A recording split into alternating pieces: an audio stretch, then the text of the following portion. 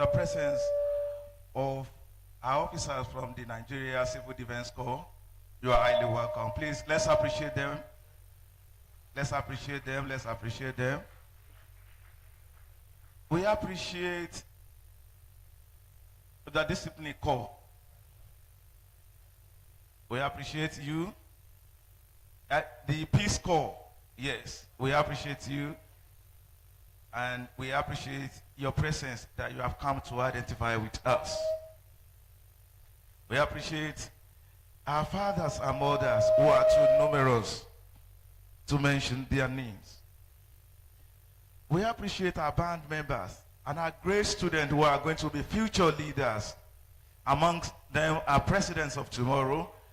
Amongst them are senators. Amongst them are medical doctors of repute.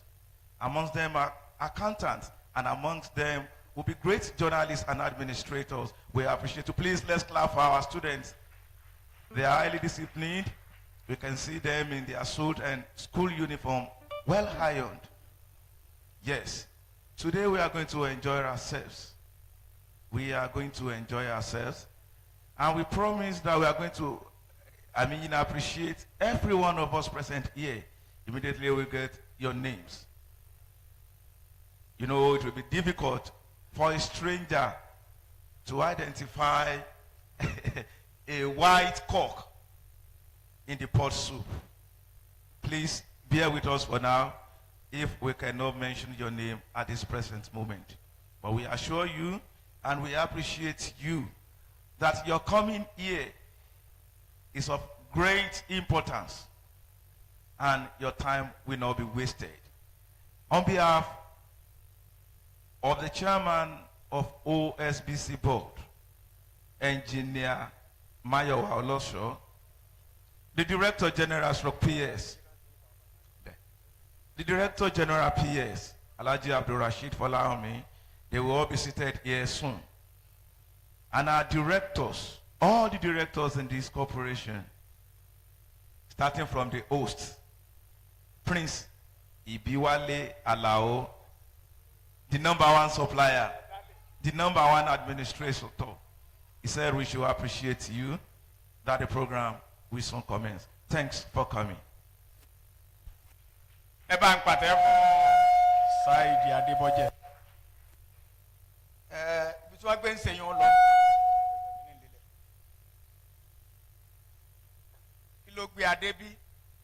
Wọ́n ní bí nǹkan ò ṣe èèyàn dandan ni kéèyàn ó ṣe nǹkan. Àdúrà tá a sì máa gbà ni pé kọ́lọ́ ọmọ jẹ́ kí burúkú ó ṣe ẹnìkọ̀ọ̀kan wa, aburú ò ní yà sọ́dọ̀ wa. Ohun tó gbé adé bí àáfọ̀ wẹ́wẹ́ nígbà tí ó ti ṣe àfihàn ní èdè àfẹ́rìnfíntìn.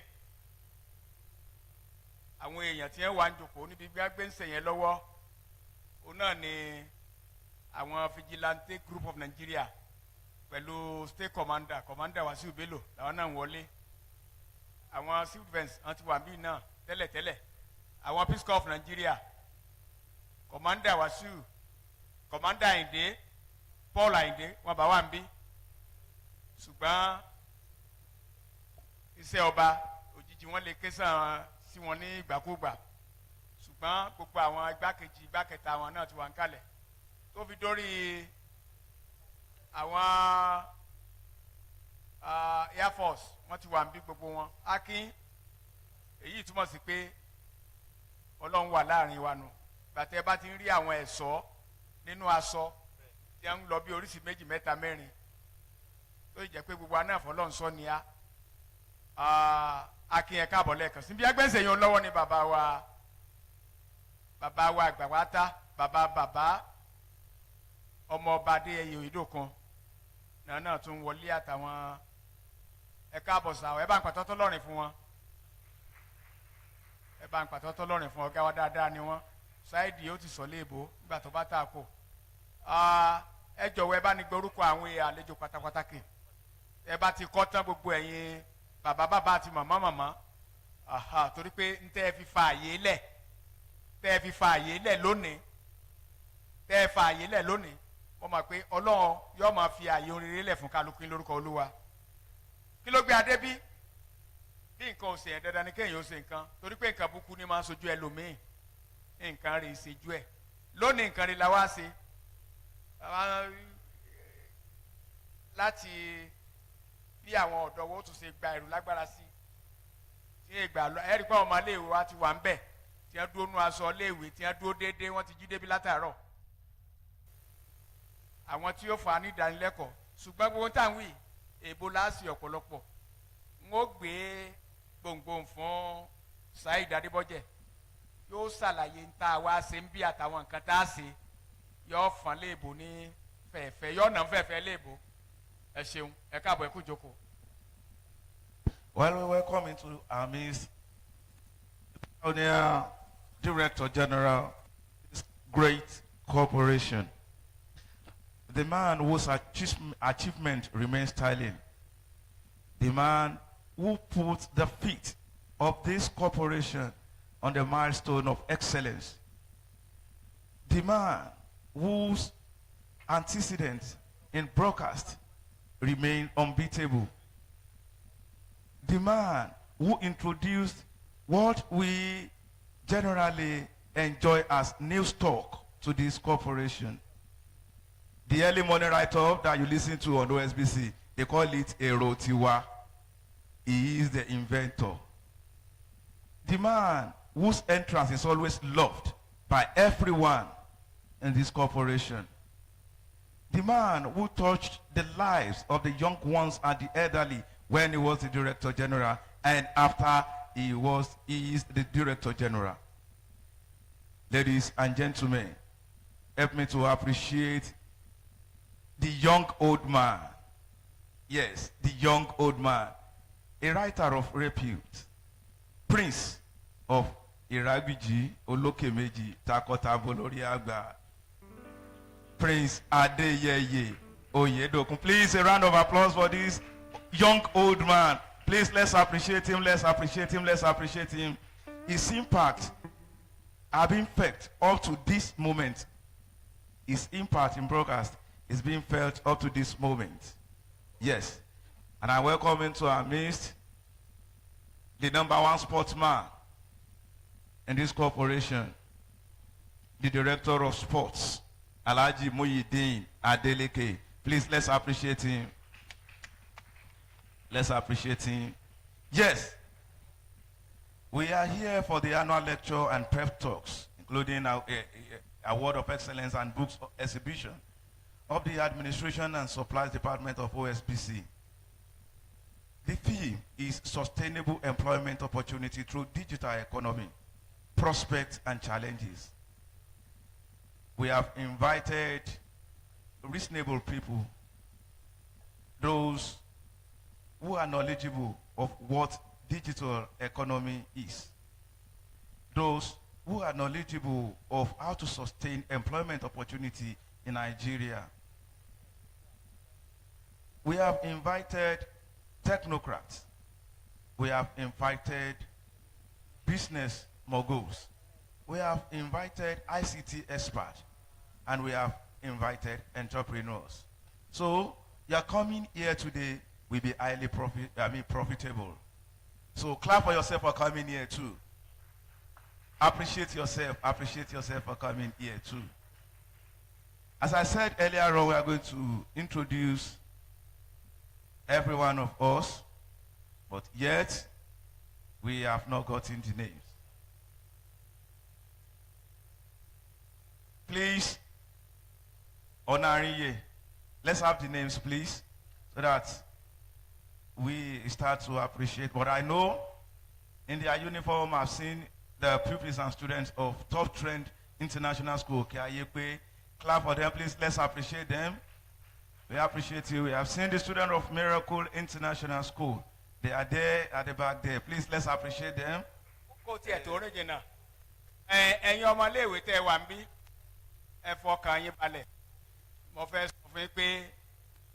àárín àwọn òbí yín lẹ wà bá ń sọ pé tọ́mọ bá wà láàrin òbí rẹ̀ ẹ rí i pé yóò fi rí gidi lọ́pọ̀lọpọ̀ nígbà tí wọ́n introduce bàbá wa ọmọ wa ní Oyèdòkun yá pé ẹ bá dé ọ̀pọ̀lọpọ̀ àwọn ibiṣẹ́ mi tẹ́ ẹ bá ń lọ ibiṣẹ́ tó bá jẹ́ ni yóò máa sàmì àgbélébù pé ohun ọmọ tó wọn bá lẹ́nu ọ̀gá yìí àyà rẹ̀ ọmọ àlù ní pè ní ẹ fi ní márùrù àgbà tó rorò èkó yẹn jọ àgbà dáadáa ni bàbá yẹn torí ìdí èyí gbogbo ẹ̀yin ọmọ iléèwé lónìí ẹ fọkàn yín balẹ̀ mo fẹ́ sọ fún yín pé nínú ẹnu ọ̀dánilẹ́kọ̀ọ́ tẹ́ gbọ́ lónìí ọ̀kẹ́ àìmọ̀ iye yín ni ó là tí ó lu tí ó nì láàrin ń bẹ̀ àwa àgbàlagbà gan pàápàá àwa gan ó rí nítọ́ da amúrelé àwọn ẹlẹ́sọ̀ gan kálukú wọn ti mú bírò ọ̀dọ̀ ṣáìdì máa ṣe introduction tó ń ṣe lọ fún àwọn èèyàn ńláńlá hàn jọ. In our midst, we have Dr. Agboola from Atman Publishing Company. Please, let's appreciate him. Dr. Agboola. We have Commandant Wahab Adedokun, the Comrade Wahab Adedokun, the Osun State Coordinator of Artisan Workers Association. Please, let's appreciate him. Chief Mrs. Funlayo Taiwo Joloten. Appreciate you, ma. God bless you. Thanks for coming. We have the representatives of the Osun State Fire Service. Those are our firefighters. Yes. Yes. Yes. They are doing wonderfully well in Osogbo. And they are doing wonderfully well in Osun State. We appreciate you. We have Dr. Olaniran from Atman as well as Elder Dayo. Please, let's appreciate them as we mention their names. Yes. The Director Marketing, Osbc, is here. Alhaji Gbadebo Adepoju. Please, let's appreciate him. He's seated by the #1 sportsman. I know Alhaji Debo Adepoju to be good in bedmatic, not football this time around. He will be good at bedmatic. Please, let's. Alhaji Muhyiddin mo ní kọ́mọ́ tiẹ̀ wárí ìkọ́ àlọ́ fídíò àti àbọ̀ yìí ló kọ́kọ́ mọ̀ pé a máa sáré àyà mi kọ́kọ́ jájà alẹ́ náà mo wá wò pé ìṣeré la wá sábì lónìí. The representative of the National Chairman Action Alliance, the man whom we are going to make our patron today, is here. The representative of Alhaji Adekunle Omaje.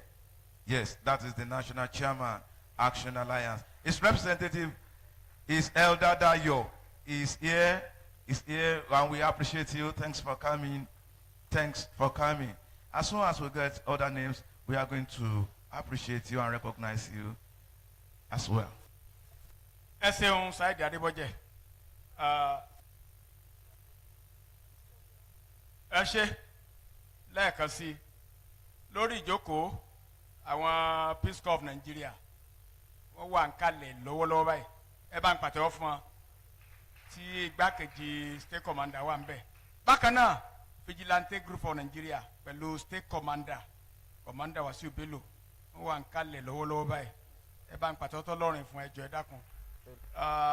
Gbogbo àwọn àlejò pàtàkì gbogbo àná lọ sí pàtàkì ẹjọ́ tá a bá ti forúkọ wa síbí ẹ jẹ́ kí a fún wa ní orúkọ. Bákan náà àwọn ọmọ iléèwé Uni Ọ̀ṣun ń bọ̀ ní ẹ wà Uni Ọ̀ṣun students ẹ nàró náà ẹ dákun ẹjọ́ ẹ bá ń pàtẹ́wọ́ tọ́lọ́rìn fún ẹjọ́ ẹ káàbọ̀ o ẹ káàbọ̀ ẹ jókòó ẹ kárí ọlọ́wọ́ dá yín sí. Àwọn African High School níbo ni wọ́n wà African High School wọ́n ní ẹ wà ń jókòó African High School ó dáa. Bákan náà àtòkìn lẹ́ẹ̀kan sí Nigeria Security and Civil Defence Corps ààbò ara ẹni ní ààbò òlu ẹ káàbọ̀ yóò dára fún yín ẹnu òdì ńlá kọ̀mándà wa Sunday Agboola ńkọ́ ẹ kú iṣẹ́ yóò dára fún yín o. Lára ń tá a bá wá ń bì a sọ fún wa pé bí nǹkan ọba ṣèyàn dandan ni kéèyàn ó ṣe nǹkan nínú tó wà náà òwe ń bí báyìí lára àwọn kan tá a ṣe wọ́n fún àwọn èèyàn wa ní ìdánilẹ́kọ̀ọ́ wọ́n là wá lóye ẹ rí i pé bójú ọjọ́ ṣe rí nìsín a nílò ọgbọ́n ara ẹni tá a fi lè dé èèyàn kódà bẹ́ẹ̀ bá níṣẹ́ gan lọ́wọ́ gan ó tún nílò ọgbọ́n ọlọ́gbọ́n yóò tún ránṣẹ́ ẹ̀ lọ́wọ́ torí ìdí èyí yóò wù mí kí a lè fi ara balẹ̀ ká fara balẹ̀ ẹnu wọn bá sókítà lòmbì kálukú wa ká lè rí nǹkan kan gbámú bákan náà wọ́n tún àwọ̀dù àwọn èèyàn míì àwọn èèyàn kan kọ̀ọ̀kan níbí tó jẹ́ wípé gbogbo ń tá a fẹ́ lò wọn bá sókí àsìkò tá a lòmbì yóò nípa torí pé ńgbà mo ti ń wo àwọn bàbá màmá àwọn èèyàn pàtàkì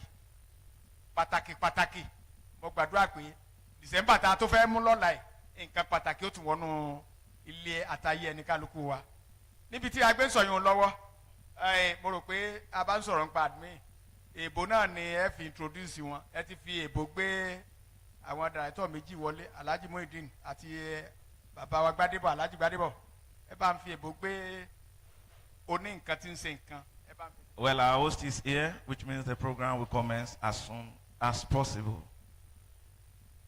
The number one supplier in Osbc. Yes, our DG is coming. The DG PS Alhaji Rashid Folaranmi will be here. And we appreciate the presence of Great Heights Royal Academy. Yes, the Great Royal Heights, the Great Heights Royal Academy. We appreciate you for presenting us with students. Yes, don't worry. Now we are introducing to us the host, the man who invited all of us here, the number one supplier. Because when you say somebody is an administrator, it carries the cap of everything, including the sports too. Because if there is no personnel who will be engaged in sporting activities, the trees cannot play football. Abi, my dear Alhaji sir, the trees cannot market. They cannot go to the market and source for funds. Yes. And here is our host, the Director, Admin and Supplies, Osbc, Prince Ibiwale Alao. Please, let's appreciate him. That is our host. Please, the Prince, find somewhere to sit because we are commencing the program in earnest. Gbàmọ́tì ẹ̀ ń wo Director Admin ọmọọba. Mo kọ́kọ́ fẹ́ ronú pé ṣé family Azikiwe ni pẹ̀lú fìlà tí wọ́n dé. Mo wá sáré dákẹ́ náà mi torí pé ọ̀gá mi tó ní bí iṣẹ́. Ẹ dákun bá ń pàtó lọ́rìn fáwọn náà ẹ̀jẹ̀ dákun. Wọ́n ní bí ẹgbẹ́ bá dára látọ̀dọ̀ olórí ẹgbẹ́ nítorí pé bí orí bá ń dùn yẹn gbogbo ara ni ó ṣe jẹgẹjẹgẹ. Lọ́lọ́run fi fún wa láwọn adarí rere ní Osbc ń bí tó jẹ́ pé a tún fi láǹfààní láti wà ńbẹ̀ láti tún máa tún ṣe ń tà ń ṣe ní rere kí ìpínlẹ̀ Ọ̀ṣun ó lè dàgbà sí i káwọn ọ̀dọ́ wa kí ó lè rọ́wọ́ mú kẹ́mi wa ó lè gùn ká tún lè sùn ká forí lè sùn ká bẹ́ẹ̀ sì ni ìpínlẹ̀ Ọ̀ṣun títí ń dàgbà títí ń tòrò lágbà Elédùmarè kò ní dàrú lára àwọn nǹkan tá a wá ṣe gẹ́gẹ́ bí n tá à ń wí a ó pe àwọn èèyàn sí àìtẹ̀bù báyìí Saheed Adébọ́jẹ̀ ẹ jẹ́ kí n ké sí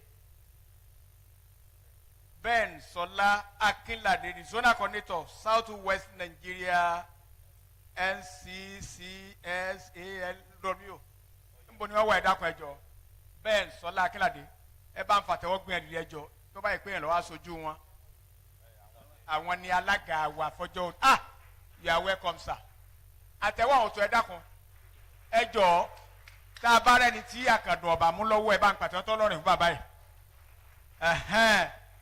ẹ káàbọ̀ sá o you are welcome sir ẹ káàbọ̀ o akin lódìdí ló kọ àwọn adarí iléeṣẹ́ wa lọ́gàlọ́gà akin pẹ̀ káàbọ̀ ẹ ṣeun.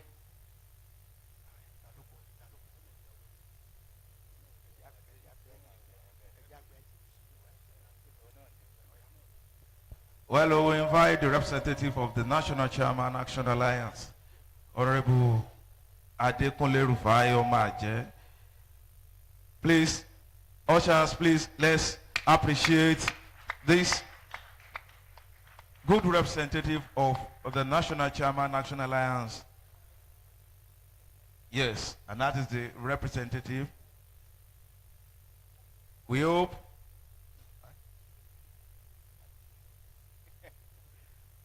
Ẹ káàbọ̀ sáwọ́ ẹ mọ́ bẹ̀rù ń gbà ní tí wọ́n dá akọ wọn tí wọ́n ní ọmọ àjẹ́ ẹ fọkàn yín balẹ̀ o kálàáfíà ò lè wà náà ni ẹ rí i pé ojú bàbá wa yẹn ó gúnrégé àjẹ́ tiẹ̀ yìí pààyàn jẹ àjẹ́ olówó ni tí wọ́n bá léèyàn ní máa jẹ̀lẹ̀ wọn á ní àjẹ́ ni ọmọ nǹkan ẹ̀rí nǹkan torí pé irú àjẹbá tẹ́yìn bá tó ti ń dolówó tó ti ń ṣe àjẹ́ pé eléyìí ò sí nù kà akínyẹ káàbọ̀ you are welcome sẹ́wọ́n àpàtà fún ọ lẹ́ẹ̀kan sí ẹjọ́ ẹ̀dákun ẹjọ́.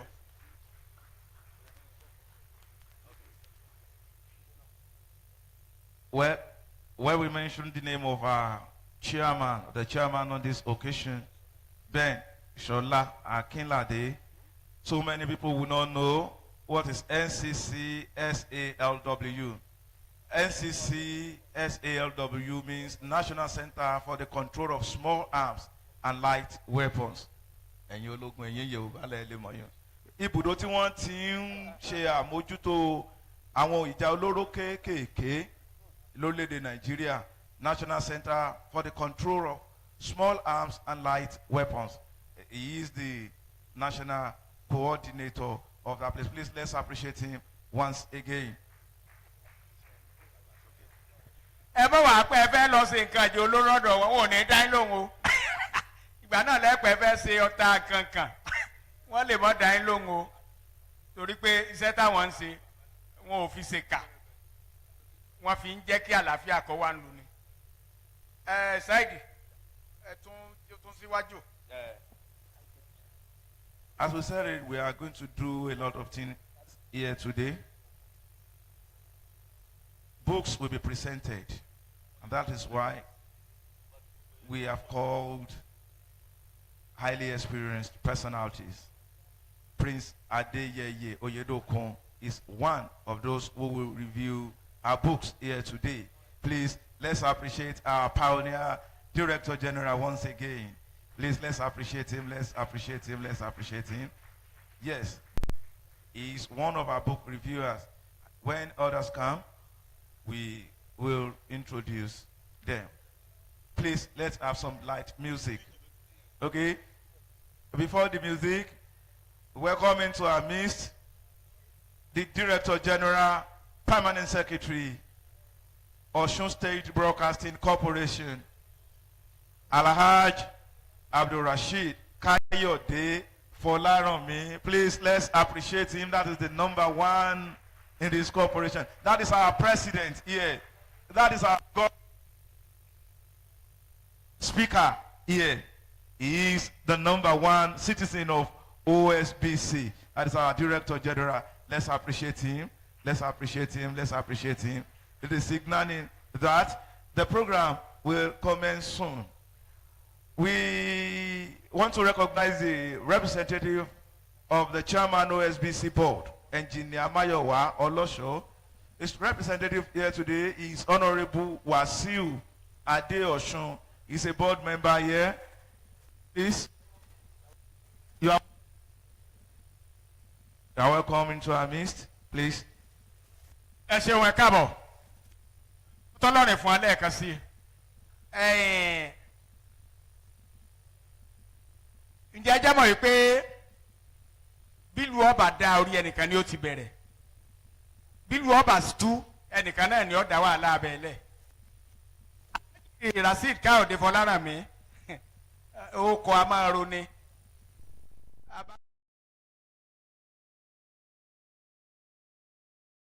PS náà láti ní ṣùgbọ́n pé ẹ̀ tún wá mú nǹkan rẹ̀ ọgbà pé ibi tí mo gbé ń ṣiṣẹ́ yìí jẹ́ ń kó ayọ̀ wá sílé ibẹ̀ náà ni Ọlọ́run ti bá wa ṣe tó jẹ́ ní àkọ́kọ́ tó sì wà ní ipò tí wọ́n sì tún wà ní ilé-iṣẹ́ náà tí wọ́n tún yàn ní permanent secretary ẹ bá ń pàtẹ́wọ́ tọ́lọ́rin fún Alhaji Rasheed Káyọ̀dé Fọlárànmí ẹ bá ń dúpẹ́ lọ Ọlọ́run lára wọn ọlá náà yọ ọ̀ràn gbogbo wa lórúkọ Olúwa lọ́la ọ̀ràn àwa náà lórúkọ Olúwa bákan náà àfojú kéré yín o aṣojú bàbá wa the chairman board of director aṣojú wọn tí wọ́n aṣojú honorable Mayowa Ọlọ́sọ̀ ẹ káàbọ̀ o lórúkọ Olúwa Ọlọ́run máa fún yín ṣe o tí ẹ rí i pé ìjókòó ti pé ẹ jẹ́ kí n ké sí onílù wa kó tiẹ̀ ẹ jẹ́ ká tiẹ̀ gbogbo ẹ̀ tutù ẹ dáni lára yá téńté ẹ jọ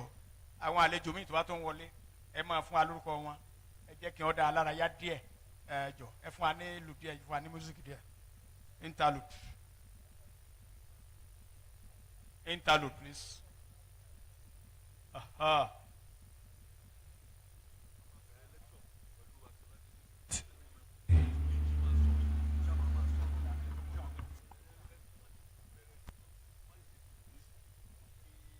tọ́ wọ́n ní ká jẹ́ kí ìlú ọ̀rọ̀ adó díẹ̀ mo rò pé nígbà tí gbogbo àwọn èèyàn pàtàkì ti ń dé a ó dìde nàró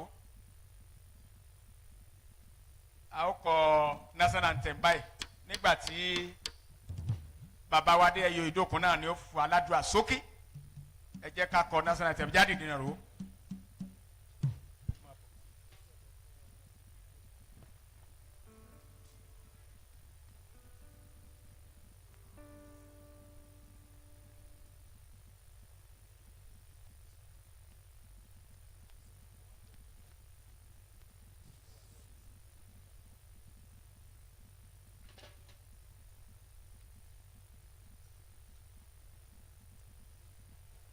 ẹ jẹ́ mọ́ ṣàfihàn àna àwọn èèyàn ro national item wọ́n fẹ́ kọ́ láti orí ẹ̀rọ ni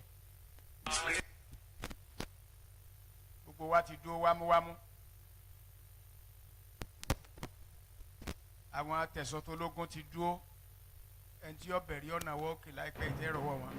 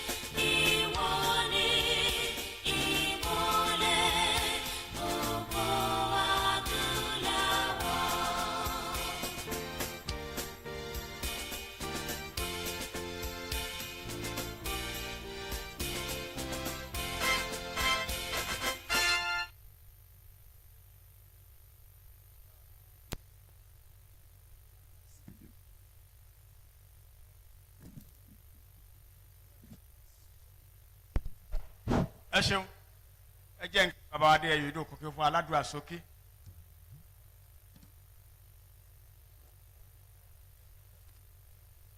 Shall we stand up? A short prayer, he has said. And my prayer is no Satan plus Jesus. Ẹ bá ń pa fún Jésù fún Ànábì Muhammad. Àdúrà yẹn ó kí o. Torí tẹ èèyàn báyìí tí èṣù báyìí ó lè sùn mọ́ sèmi ọmọ ẹlòmíì ni ó ṣe. Èṣù ò ní sí á lórúkọ Olúwa.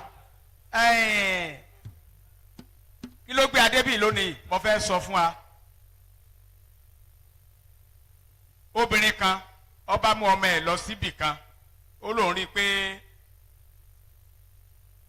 ìpáǹlé jáwó ibẹ̀ lówó ti lè wá ó lóun fẹ́ kí oró ọmọ ńlágbára ló bá mú ọmọ yẹn lọ́bẹ̀ ó ní iye tí ọba náà ní ẹ bá ní màmá ẹ san 20,000 naira káwọn lè bá ẹrú ọmọ yín lágbára ẹ sì máa ra fóònù kan tí yóò fi máa ṣiṣẹ́ táwọn ń ṣe wọ́n kọ́ fọ́ ọmọ létí báyìí ló dúró tàǹdì báyìí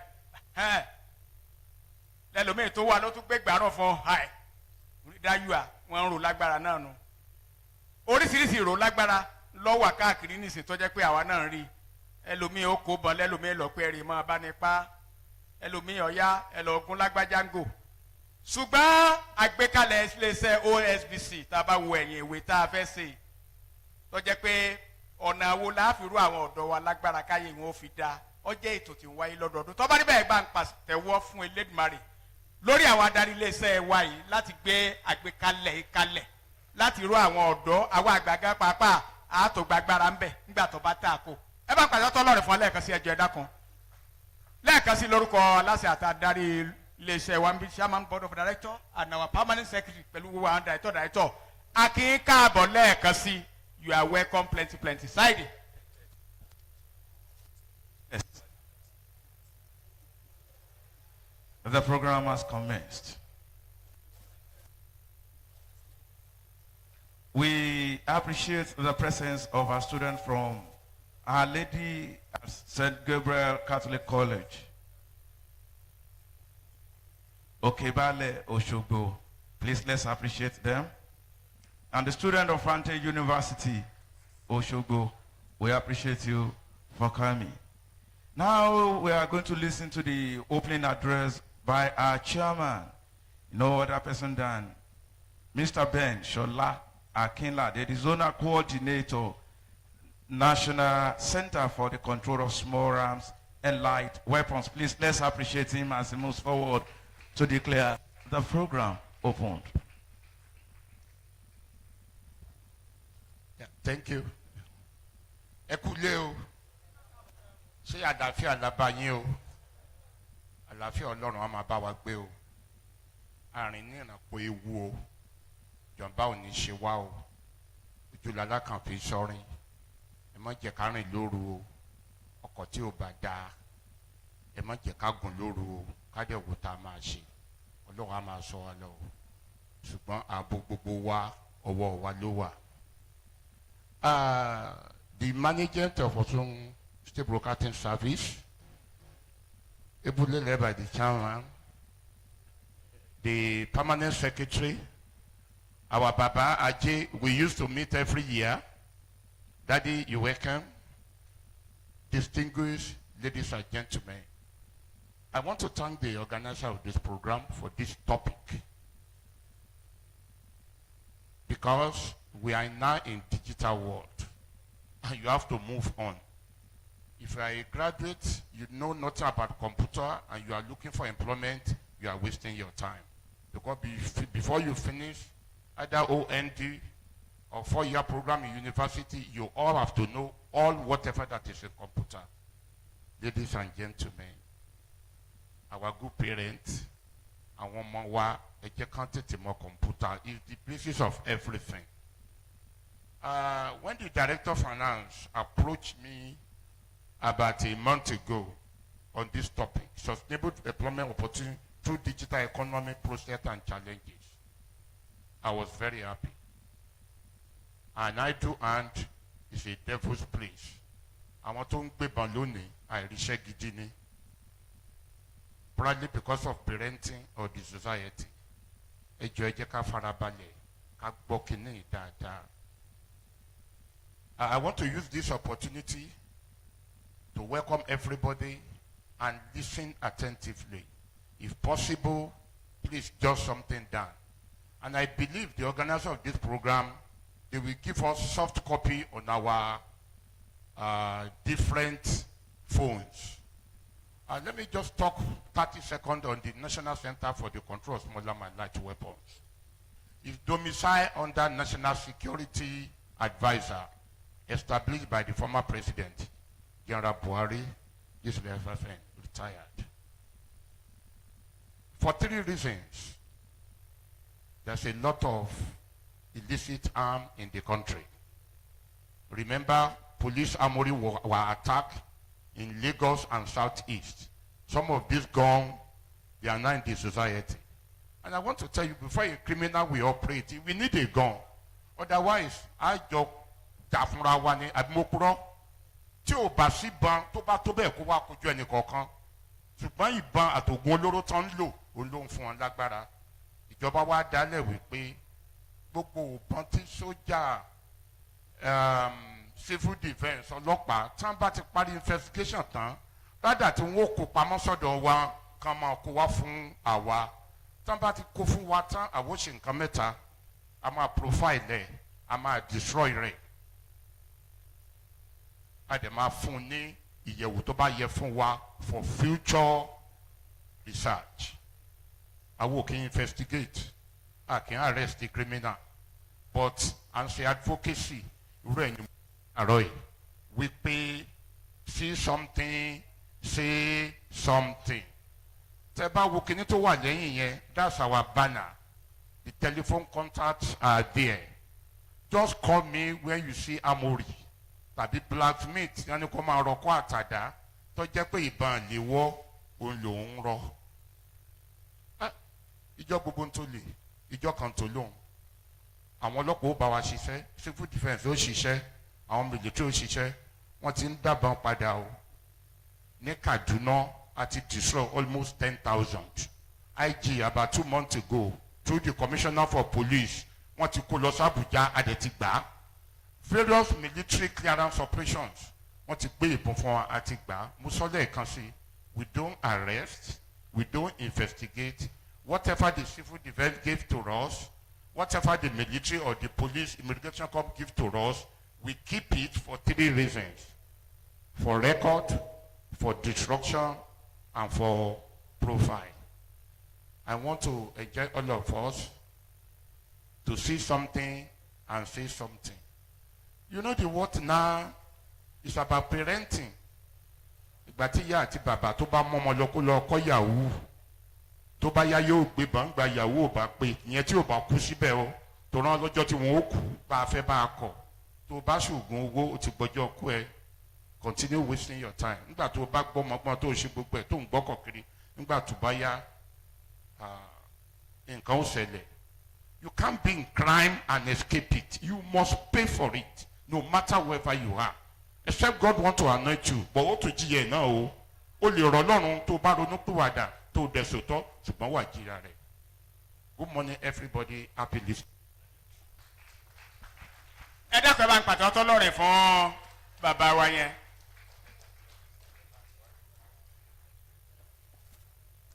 Well, the chairman of the occasion has spoken, and he has spoken well. While he was speaking, one of our award recipients came in. He is a great mathematician, a well-traveled personality, and he has received many awards.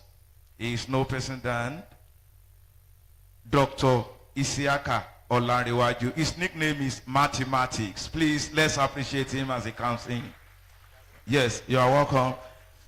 We welcome into our midst one of our able directors. Yes, she is in charge of the corporate affairs. Okay, she is in charge of the outstations. Yes, Ibokun and Ile-Ife. That is the director in charge. When you listen to Orisun Ile-Ife and they speak beautiful Yoruba there. That is their director, Mrs. Jolade Igbaruola. Let's appreciate her. Yes, we appreciate the woman who has allowed us to speak here today, because without these engines, nobody will listen to us. The Director of Engineering Services, Mrs. Oluwatoyin Owojaye, you're welcome.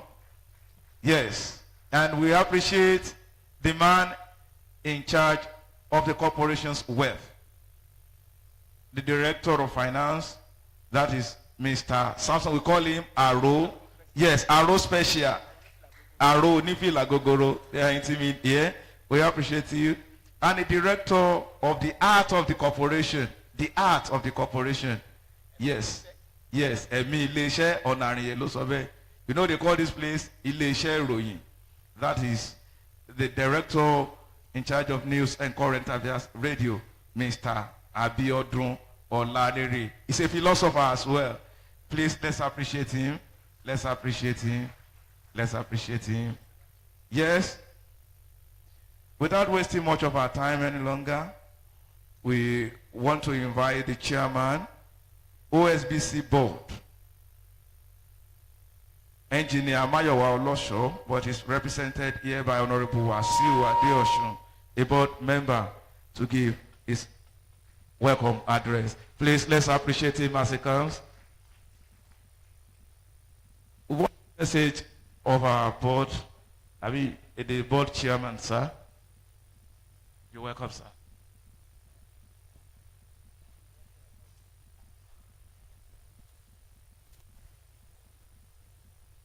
Káàárọ̀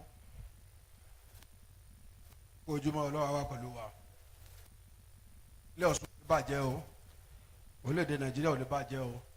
Mo kí bàbá mi Oyèdòkun, mo dẹ̀ kí permanent secretary, mo kí ẹ̀yin bàbá àjọ ara ọmọ àjọ.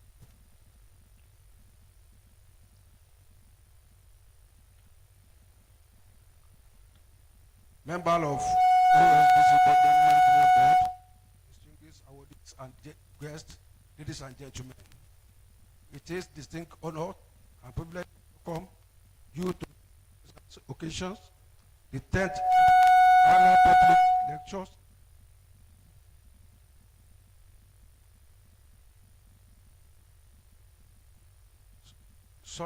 It is a distinct honor and privilege to welcome you to these memorable occasions, the 10th annual public lectures and award of operatives and supply departments. As the chairman of OSBC board, I stand before you with a profound sense of pride and accomplishment of those who are organizers of this event. We are here to celebrate excellence in the organization for perfect putting this event together. I must, however, not forget to thank all the members of the high tables for believing in the organizers, because I was well informed that you contributed to what we see here today. Please accept the heartfelt appreciation of the board and management of the OSBC conglomerate. Your collective efforts have brought us together in this partnership. The team Sustainable Employment Opportunity through Digital Economics Prospects and their challenges underscores the profound changes sweeping through the global landscapes, and the digital revolutions has not only redefined the way we do the business, but has also opened new frontiers for innovations, collaborations, and progress. It is great, it seems, that we gather here together to innovations, collaboration, and progress.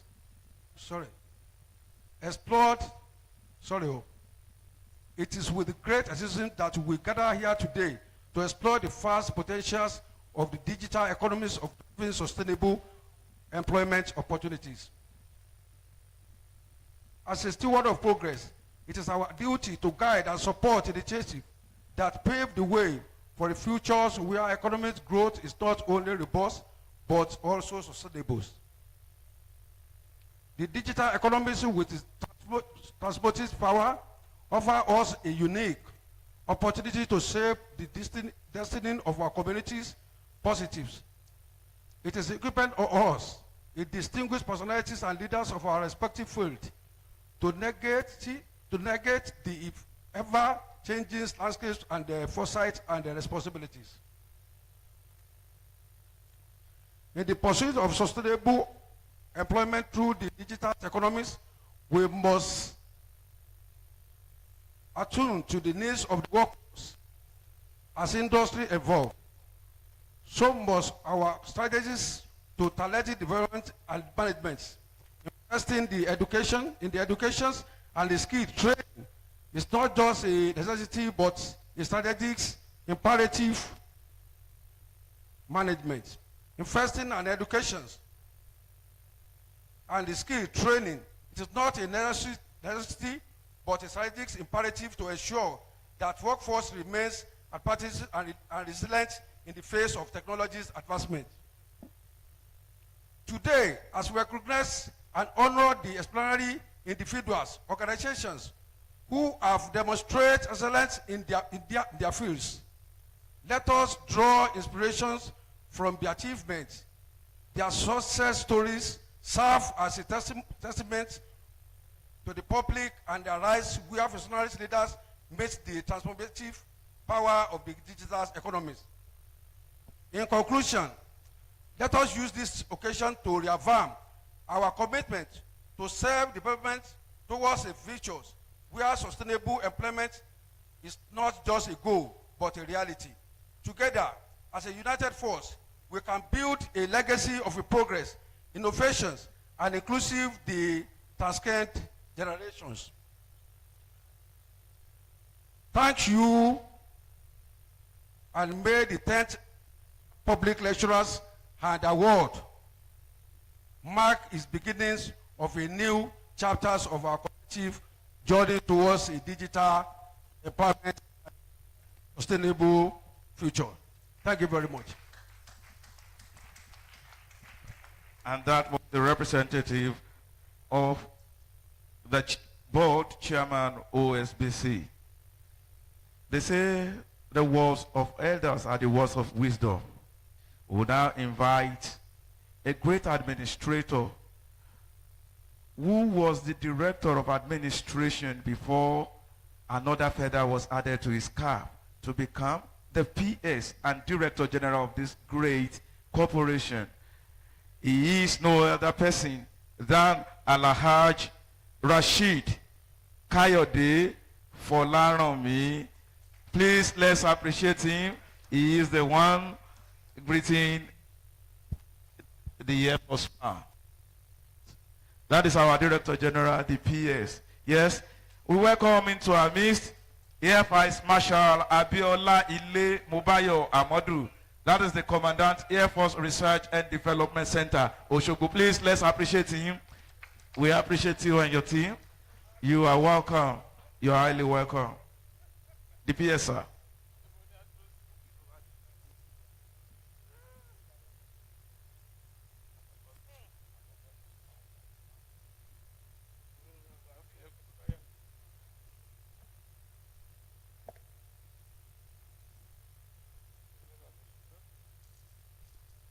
Good afternoon, ladies and gentlemen.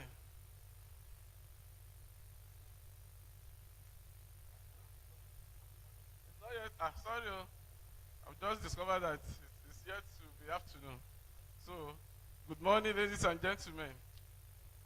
I'm pleased to be here this morning to witness this very unparalleled occasion. Before I go on with my speech, I would want to recognize the chairman of the occasion, our Baba, always with us. We appreciate you. I appreciate our chair guest too. You're welcome, sir. My board chairman, I recognize you. Other guests, our awardees, we appreciate you, the Air Vice Marshal. You're welcome, sir. My able Prince of Irabiji Land, the first Director General of Osbc. Prince Oyedokun, it's a pleasure having you here this morning. Whenever we see you, we know we're having the support of all former chief executives of this place. You're welcome, sir. My friend, the former rector of the Polytechnic, Ire, you're welcome, sir. I recognize Baba. Thank you for being here. Another guest, I will not want to waste the time of, and I will not move forward without recognizing the members of the management present here. You are recognized though, because if we fail to recognize you, we just discover that the news is to go at 12 o'clock, 5 minutes is ahead of it. We need to show him. Mr. Biodun Lalere, are you there? Okay, thank you for being there. The Director of Sports, the Director of Engineering, the Director of RRS, and the Director of Outstation. I recognize all of you.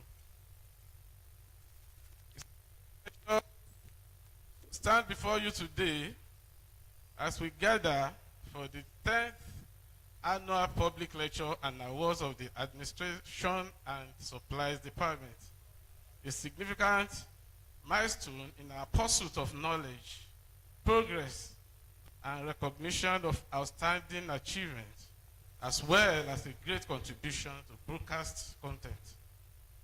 I extend my heartfelt gratitude to the organizers, sponsors, and all of you who have contributed to making this event an impressive one. At this point, I want to appreciate the Director of Admin and Supplies for a wonderful program organization acumen he has demonstrated this morning. That is his style. That is his nature. When he was not the Director of Admin and Supplies, he was always active, demonstrating that he's a good organizer. And we can see that here today with the great mobilization he has done and with the caliber of people who are at the high table and those who are at the front of the microphone here. Director of Admin and Supply, Prince Ibiwale Alao, the entire management, thank you for continuing to do the wonderful job. Today, we are gathered to celebrate, to deliberate on a topic of paramount importance: sustainable employment through digital economy, prospects and challenges. This theme is not just timely, it reflects the transformative power of the digital age in shaping our economies and societies. As we stand on the cusp of a new era, where technology is the driving force of change, we must explore ways to harness its potential for greater good of our communities. The digital economy is not just about technological advancement, it is a catalyst for job creation, economic empowerment, rewarding commerce, and sustainable development. We are witnessing a profound shift in the way we work, live, and connect with one another. It is imperative that we embrace this change with wisdom and foresight, ensuring that the benefits are shared inclusively and sustainably. One of the key aspects of a sustainable digital economy is the creation of employment opportunities that are not only abundant, but also resilient in the face of evolving challenges. As we integrate digital technologies into various sectors, from agriculture to healthcare, and from education to manufacturing, we must prioritize the development of skills that are relevant in the digital landscape. This requires a concerted effort from educational institutions, businesses, and governments to equip our workforce with the necessary tools for the digital era. Moreover, we must be mindful of the potential pitfalls that may accompany the rapid digitalization of our economies. Issues such as data privacy, cybersecurity, and the digital divide demand our attention. We must create a framework that fosters innovation in safeguarding the rights and interests of individuals. It is our responsibility to ensure that the benefits of the digital economy are accessible to all, leaving no one behind. Today, as we honor individuals and organizations for their excellence and contributions to society, let us celebrate those who have embraced the digital transformation and have become beacons of success. Their achievements inspire us to reach greater heights and serve as a testament to the endless possibilities that the digital economy presents. In conclusion, let us use this gathering not only as a platform for recognition, but also as an opportunity to forge a collective commitment to building a sustainable future through the digital economy. Innovation, investing in education, and promoting inclusivity, we can create a world where the benefits of the digital age are harnessed for the well-being of all.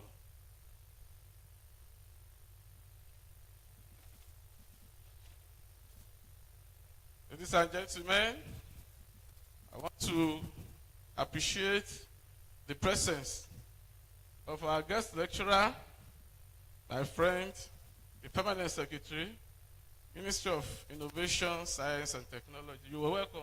And on that note, I want to thank everybody for being here. Thank you very much.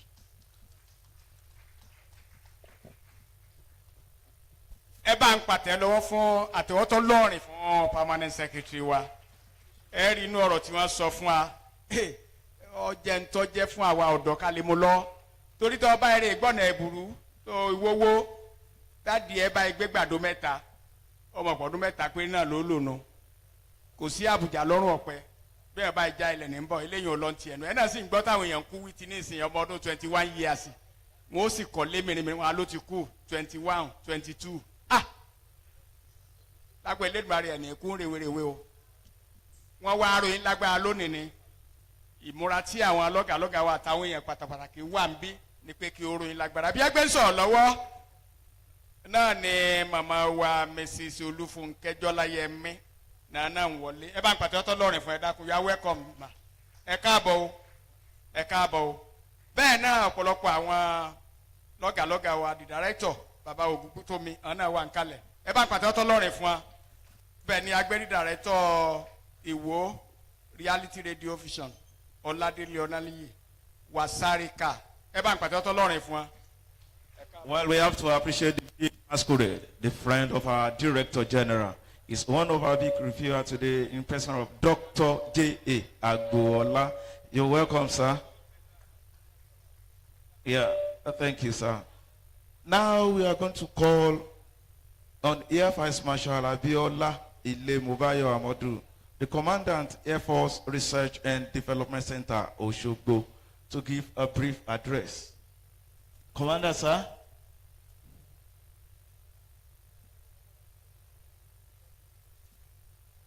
A very brief one, sir.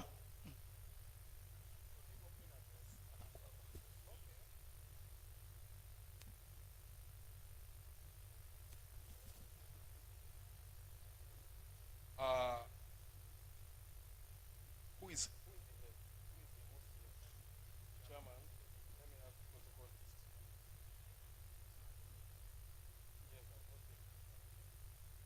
list. The chairman of this honorable occasion, Please, may I crave your indulgence to stand on the already established protocol. Like I was aptly introduced, I'm Air Vice Marshal Abiola Ilemobayo Amodu. I am the Commandant, Air Force Research and Development Center, Oshobo. I know the center is new to all of you. We only moved here this year, March. We are barely 6 months old in Oshobo. Be that as it may, I've just been told that I will give the welcome address. I'm surprised. Was I ambushed or? Okay, I don't have any script in front of me, but I just want to say that I'm highly delighted to be in your presence this morning. It's indeed a great honor to be part of this wonderful assembly. Anything we do for the betterment of humanity, I think it's only nice and necessary for all of us to be part of such gatherings. So on that note, I want to declare this assembly or lecture open. Thank you very much, and God bless you all. Well, thank you, sir, for being brief. It is now the time for lecture. May I request the permanent secretary of the State Ministry of Innovation, Science and Technology, in person of Mrs. Olufunke Bukola Jeleyemi, to stand and remain standing as we read our abridged citation. Mrs. Olufunke Bukola Jeleyemi was born on the 27th of September 1967 to the family of Chief Gabriel Olasukanmi Oyeleke in Osogbo, Olorunda local government of Osun State. She had her elementary education at the St. Martin Primary School in Larangon in the year 1974 and Bethlehem African Church Primary School at Bangbede between the year 1975 and 1980. For her secondary school education, she attended Seventh-day Adventist Grammar School Ede from 1980 to 1985, from where she proceeded to the then Oyo State College of Education between 1987 and 1990. She graduated with a Nigerian certificate in education. She was later admitted to Obafemi Awolowo University, Ile-Ife, where she read mathematics education and graduated with second-class upper division in the year 1994. On completion of her tertiary education, she was posted to Imo State for the compulsory National Youth Service Corps from 1994 to 1995. Upon completion of that, she was an LIE. She was a zonal inspector of education. Later, she moved to the position of the local inspector of education, after which she is now the Honorable Permanent Secretary of Osun State Ministry of Innovation and Technology. Ladies and gentlemen, I present to you our guest lecturer of today, who will be feeding us with the lecture titled Sustainable Employment Opportunity Through Digital Economy Prospect and Challenges, Mrs. Olufunke Jeleyemi. Please, you are welcome here, ma'am. Let's appreciate her as she moves forward. Ma, you have been given 20 minutes to feed us, and your time starts now. Thank you very much.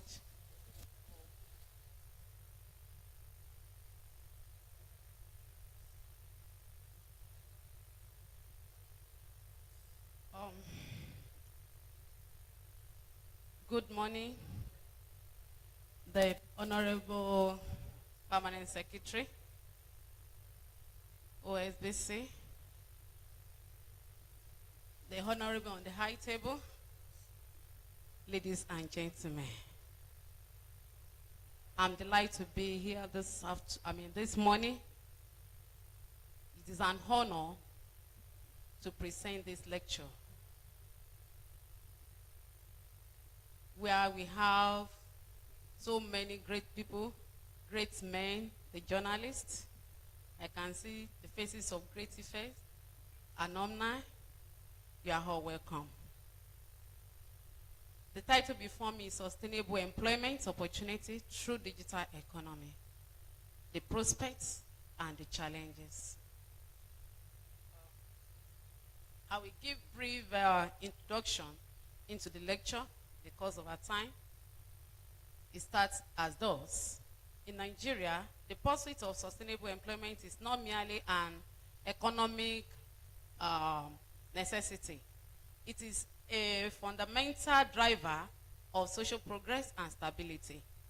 As the most populous country in Africa, with a young and growing population, the need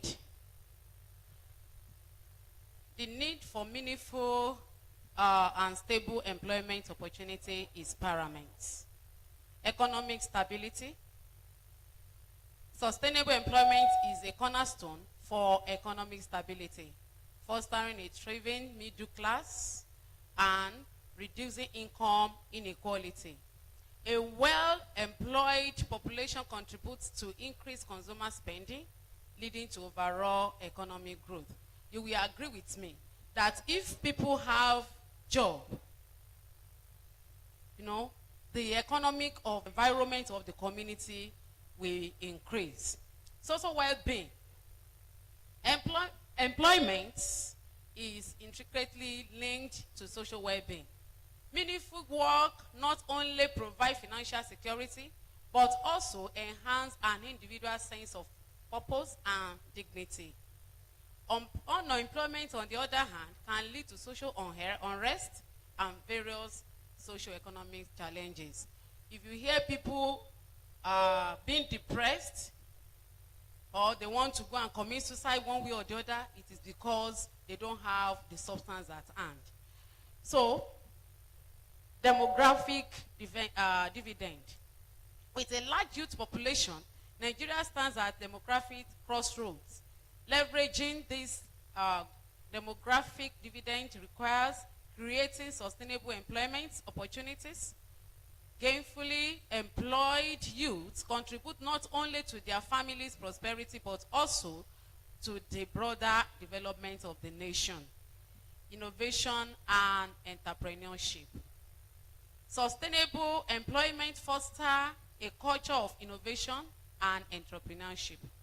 It empowers individuals to create and contribute to new industries and technologies. A dynamic and diverse job market is essential for tapping into potential of Nigerian youthful and entrepreneurial population. Global competitiveness. A well-employed and skilled workforce enhances Nigeria's global competitiveness.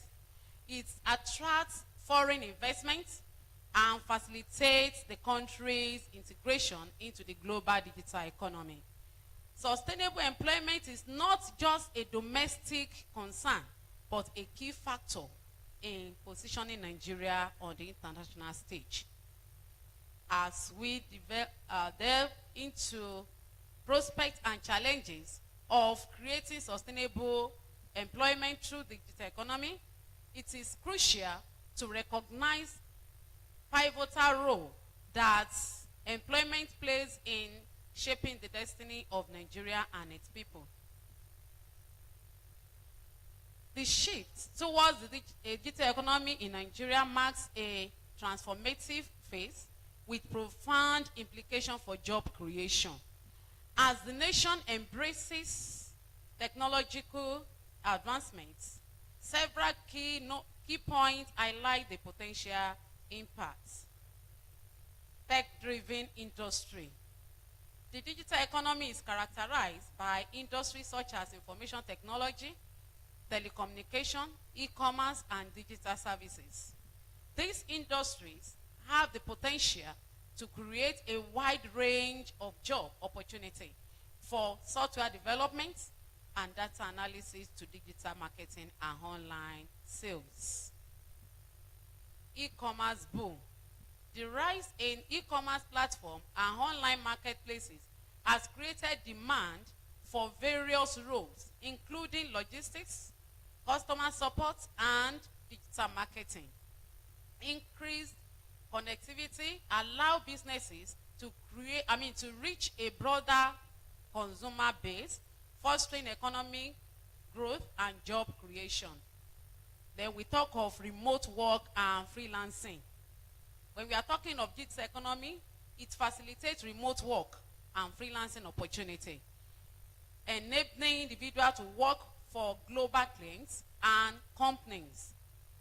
This shift expands job market beyond geographical boundary, providing flexibility and diverse employment options. You can be in the corner of your room and be counting your millions with a legitimate job, not illegitimate, not 419.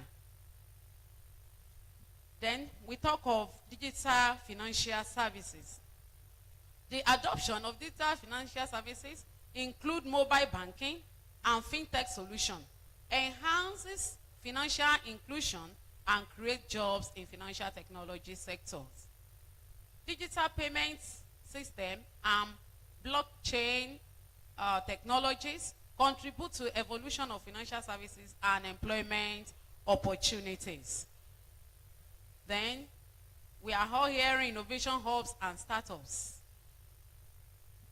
The emergence of this innovation hubs and startups ecosystem foster entrepreneurship and technological innovation. This hubs becomes incubator for new ideas, products, and services, generating employment in areas like research and development, project management, and business operations. Then we have skill development and training. The digital economy demands a skilled workforce, proficient in technology and digital literacy. This creates opportunity for educational institutions and training centers to offer programs that equip individuals with the skill required for digital job market. You will see that today, our youths, if they can make use of their skill, they don't need to be waiting for government job. They don't need to be waiting at home or roaming about the street looking for job. If they can make use of their own skill on digital economy. Increased connectivity, improved internet infrastructure and connectivity enable businesses and individuals to participate in the global digital economy. The accessibility of information and communication technology contribute to job creation in sectors reliance on digital connectivity. Then we have green job and sustainability. The digital economy also open avenues for green jobs, particularly in renewable energy. Sustainable technology and environmental conscious practices. This aligns with global trend towards sustainability and positions Nigeria in the emerging green job markets. As Nigeria navigates the digital revolution, the potential for job creation is vast. However, it is crucial to address challenges to ensure inclusivity and maximize the positive impact on job across diverse sectors of the economy. Now, we are all hearing digital economy. What do we mean by digital economy? Digital economy starts back in the year 1990, although not as prominent as today, when the internet was still an add-on to analog products and services. So digital economy is essentially any economic activity that occurs online. So today,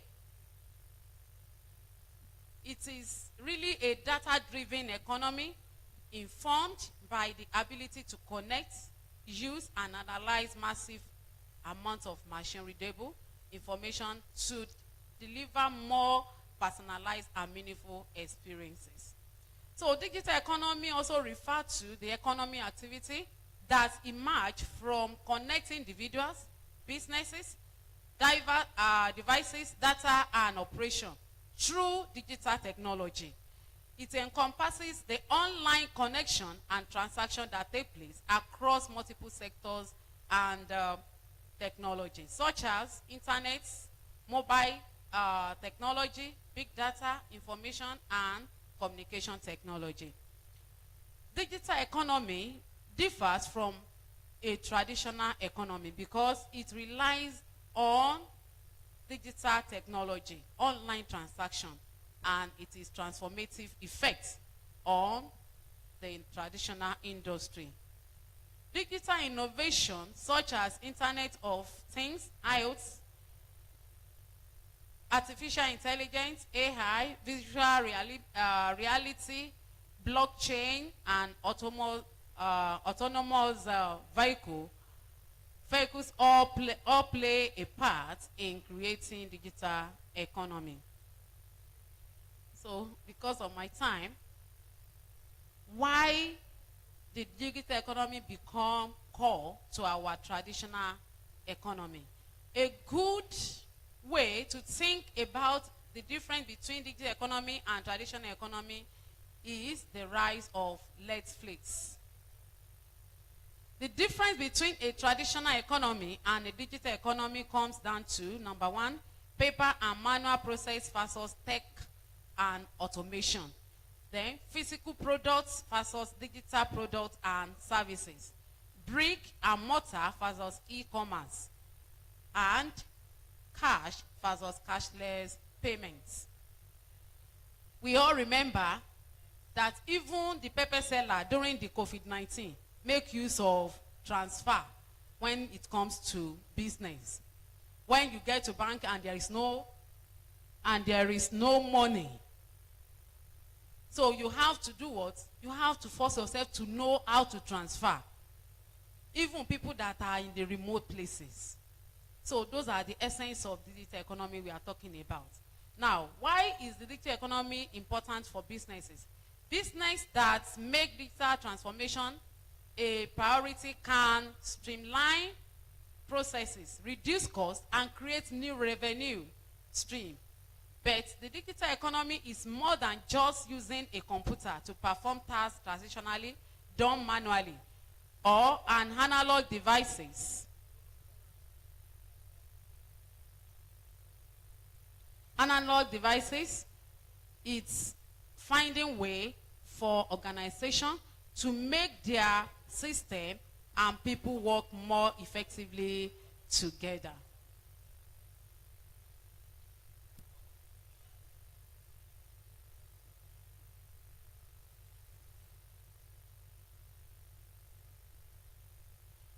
Digital economy, I like the opportunity and need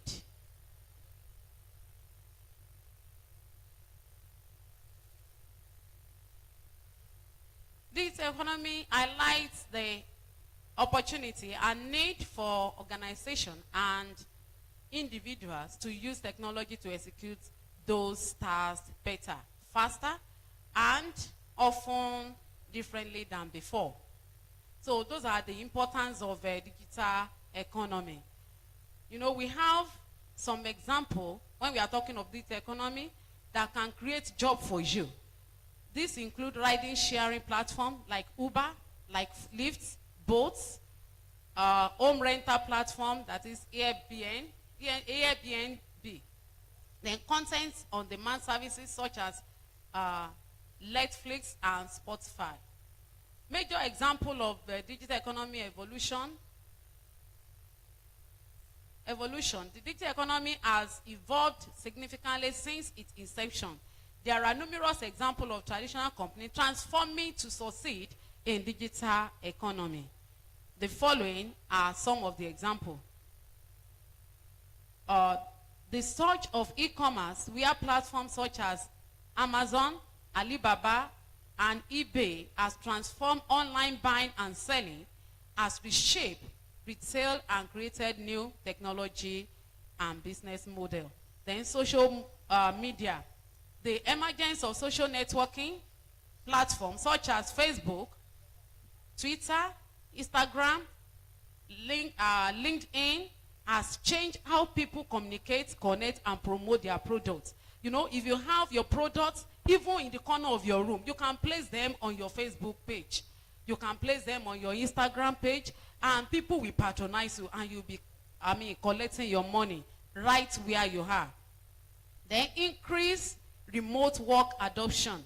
The pandemic caused a change in workplace culture as more people accepted remote work and began use apps such as Zoom, WebEx, Google Meet, Slack, and Microsoft Teams to promote online collaboration instead of gathering like this. You know, during the pandemic, we did not have this opportunity of gathering together here like this. But this kind of program can still take place wherever you are. You just need to join on your Zoom or WebEx. Then we have omnichannel approach to sales. Many retailers reach and serve customers through multiple channels such as online sales and mobile app. This lets them identify buyers, whether they are shopping via the internet or in person. They can collect and analyze each customer's browsing and sales data to better understanding their interest, and use that data to reach out to the customer via social media, enabling better service and ultimately higher sales and increase brand loyalty. So we can go on and go on. Then we have that digital entertainment. The entertainment industry has undergone significant changes due to the rise of streaming services such as Netflix, Spotify, and YouTube. These platforms have revolutionized media consumption by providing instant access to an array of content. We have it on and on sharing. We have telemedicine. We have a sharing economy. Then we have a pillar of digital economy. And what are the pillars of digital economy? We have mobility. We have cloud. We have Internet of Things. We have analytics. So, then,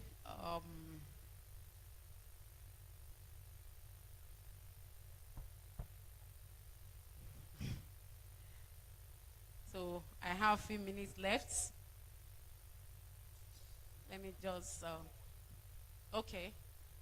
What are the advantages of digital economy? Number one, increase productivity. Then it reduces costs. It extends reach. Then access to more data. Then greater conveniences. Improved customer experience. Then personalization. As it has advantage, it also have disadvantages, which are privacy and security concern, wave of disruption, then job displacement. You know, where 4 people are needed, when it comes to digitalization, you may not need more than 1 person that will be operating. So, then monopoly also is a disadvantage, then digital divide, then environmental footprints. Then, as it have its disadvantage and advantage, it also have future. So transformation of traditional sector, then digital connectivity, metaverse, healthcare and transformation, cyber security advancement, and so on and so on. Now, I want to quickly look at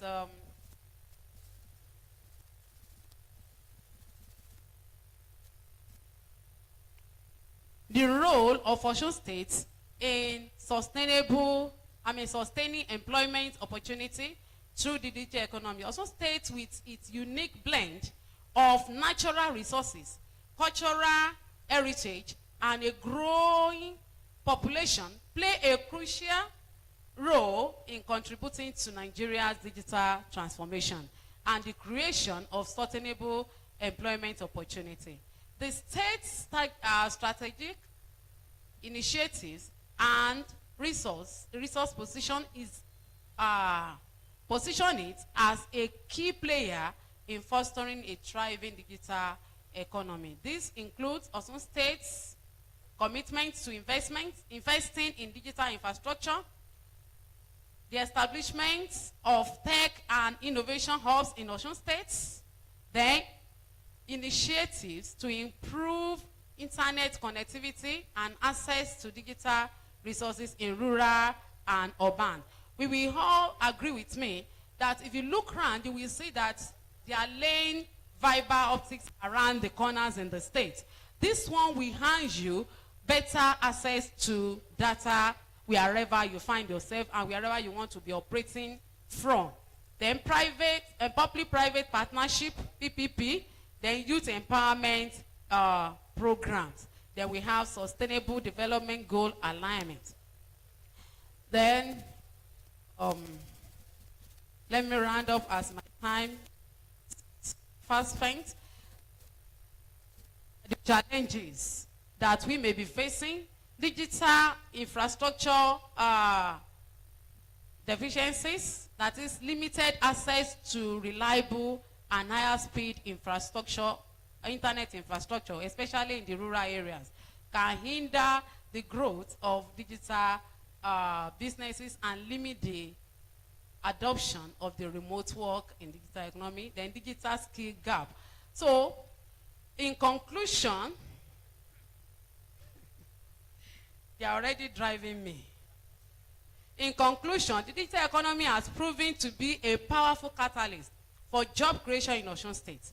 The integration of digital technology in various sectors as agriculture, education, healthcare, and e-commerce has not only enhanced efficiency, but has also opened up new avenues for employment.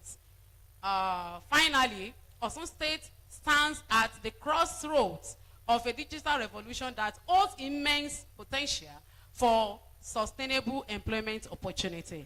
To realize this potential, concerted efforts are required from all stakeholders to break the digital divide, invest in education and skill development, formulate supportive policies, and ensure that the digital economy contributes to both economic growth and environmental sustainability. The journey towards a digitally empowered and inclusive Osun State requires strategic planning, collaboration, and commitment to harnessing the full benefit of the digital age for the prosperity of its people. Thank you for listening. Ẹ dákun ẹ bá ń pàtàkì ọlọ́run fún ma wa Mrs. Olúwafúnkẹ́ Jọláyẹmí. Ẹ rí tá a bá sọ̀rọ̀ Jọláyẹmí Jálẹ̀ Ọyẹmí ẹ tí ó bá dáa fún àtàárọ̀ ọjọ́ náà ni ó ti múra sọ̀rọ̀ rẹ̀. Kó bá lè dáa fún gbogbo ẹ̀yin ọ̀dọ́ wa ẹ̀yin èwe wa pàápàá jùlọ àwọn àgbà kálí ó lè yẹ wájú òórọ̀ lọ. A sì gbàdúrà pé ọjọ́ alẹ́ wa yóò dá lórúkọ Olúwa. Ayédáyé díjítà lóòótọ́ ibi ẹgbẹ́ ń bẹ́ orí ẹlòmíì so gan wọ́n ó sì gbé ọrùn ọlọ́run míì sí te pé wọ́n kàn bẹ lórí àrùn ó sì gbórí ọwọ́ gbọ́rùn bẹ́ẹ̀ bá ṣe wá lò náà ni ó ṣe dáa fún un sí torí pé àtúbọ̀tán rẹ̀ ń bẹ gbogbo tí ń kọ́ wa tá a bá lè lò fáǹfààní ara wa yóò kúkú yẹ wá yóò dáa fún wa lórúkọ Olúwa. Ẹ bá pàdé fún màmá wa Mrs. Olúfúnkẹ́ Jọláyẹmí lẹ́ẹ̀kan sí ẹjọ́. Èbó ń bẹ nù òwe wọn ń bẹ lágbárí wọn ń bẹ ń kó ṣùgbọ́n àkó ọ̀gbà wa ni. Ẹ ṣeun adúpẹ́ lọ́wọ́ yín lórúkọ àwọn aláṣẹ àtolùdarí iṣẹ́ wa PS wa ní káàkiri pé ẹ ṣeun. Bí agbésọ̀ lọ́wọ́ náà ni Theophilus Adésọkàn Súpò ọwọ́ aṣojú ọ̀gá ọlọ́pàá àti Inspector Michael Kó ẹ̀ka Buhari. Bẹ́ẹ̀ náà ni àwọn awọ́dí wa ọ̀pọ̀lọpọ̀ náà ni ẹ ti ń wọlé. Tá a bá tún rí àwọn awọ́dí mi ẹ dákun ẹ jọ̀ọ́ ẹ jẹ́ kí Chief ICF Bámidélé Mọ̀rúfù Onífádé ṣé wọ́n ti wà lókè ẹ jọ̀ọ́ tàbá sójú wọn ẹ máa bọ̀ lókè o ICF Bámidélé Mọ̀rúfù Onífádé ara àwọn awọ́dí wa ẹ bá ń pàtẹ́wọ́ fún ẹ dákun ẹ jọ̀ọ́ àwọn tí wọ́n gbọ́dọ̀ ṣe ń tọ́ da fún wa lónìí wọ́n ti ṣe dáadáa bọ̀ tẹ́lẹ̀ wọ́n ó tún ṣe dáadáa sí i. Bákan náà Engineer Basiru Ìdòwú Bello bí wọ́n bá ti ṣe wà ń bẹ̀ wọ́n ń bọ̀ àbáṣojú wọn ẹ dákun ẹ já tètè rí pápá àpàlàfẹ́ sun gbogbo àti ẹ̀fẹ́ pẹ́ rárá. Alàgbà Isiaq Ọláríwájú aka mechanic wọ́n ti dé mathematics sorry yóò bá lè mi ń fọ̀ lọ́jẹ́ wọn bàbá wa mathematics ńkọ́ ah ẹ bá pàtó tọ́lọ́rẹ̀ fún ẹ dákun ẹ jọ ẹ ṣeun yọ yẹ kò ní yẹ ẹ lẹ engineer Adémọ́lá Odùmákin níbo ni ẹ wà sásojú wọn wà ń bí ẹ máa lọ ẹ máa bọ̀ lókè ẹ máa jókòó tó sì ń bẹ̀rù níbo ni ẹ wà ẹ dìde ẹ bá ń fa àtẹwọ́ ni ẹgbẹ́ máa ń dìde wọ́n dúró rè yá ń dúró rè ẹni tí ó gbé lẹ̀ lónìí nǹkan tó lọ́rìn ni ọ̀nàdẹ́gbò Adékúnlé Rufai ọmọ ajé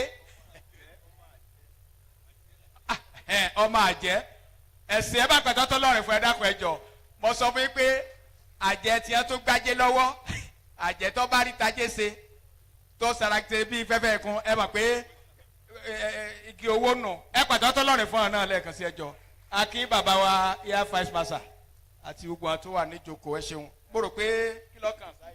Aki bàbá wa Badmus Kẹ́hìndé Ọláoyè ara àwọn awọ́dí wa náà ni àwọn náà ti wà níbí. Double K Ventures. Well, Double K Ventures, and that is Double K. Now we welcome into our midst Dr. Mrs. Adepeju Adigun, the Director, Center for Entrepreneurial Studies, Uni Osun Osogbo. You welcome. Yes. That will be. So, àti kí Mr. Akinola Dele lẹ́ẹ̀kan, the digital guru. Let me call him Engineer Akinola Dele. Yes, because everything we are doing here, they are watching us live. Across the globe, they are watching us live. Please, everyone. Pàtẹ́ fún ọkùnrin ó ti wà ní látàgò márùn-ún dàjí mà bóyá bí ló sùn ni. Ẹ jẹ́ bá pàtẹ́ fún Engineer Akinola Dele. Ẹ bá pàtẹ́ fún ẹjọ́. Ẹ ṣé. Well, it is the time for question and answer. We want 2 to 3 questions, and our guest lecturer will provide answers to the questions. If you have any question to ask our guest lecturer, please signify by raising up your hand, and we call on you so that I will not waste our time any longer. Any question? Well, let's give the microphone to Prince Adeyeye.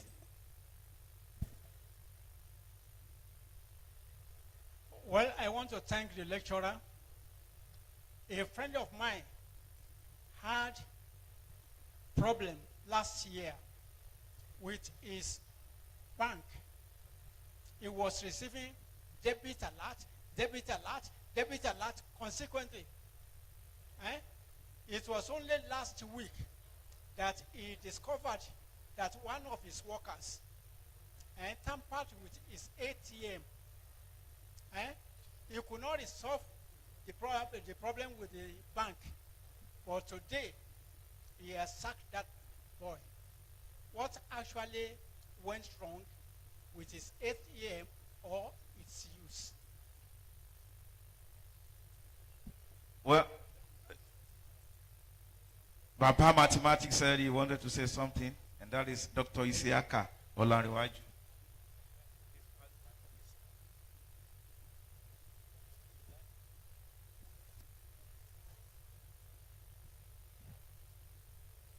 Good afternoon, distinguished participants. I greet you, the chairman, the Director General. Please permit me to save time by just saying thank you for coming for those on the high table. Please, I am not asking a question. But if I'm here and there seems to be something that can confuse the general public when it relates to mathematics or statistics, I should have to voice out. I'm very pleased with the theme of this occasion, which has to do with employment in digital economy.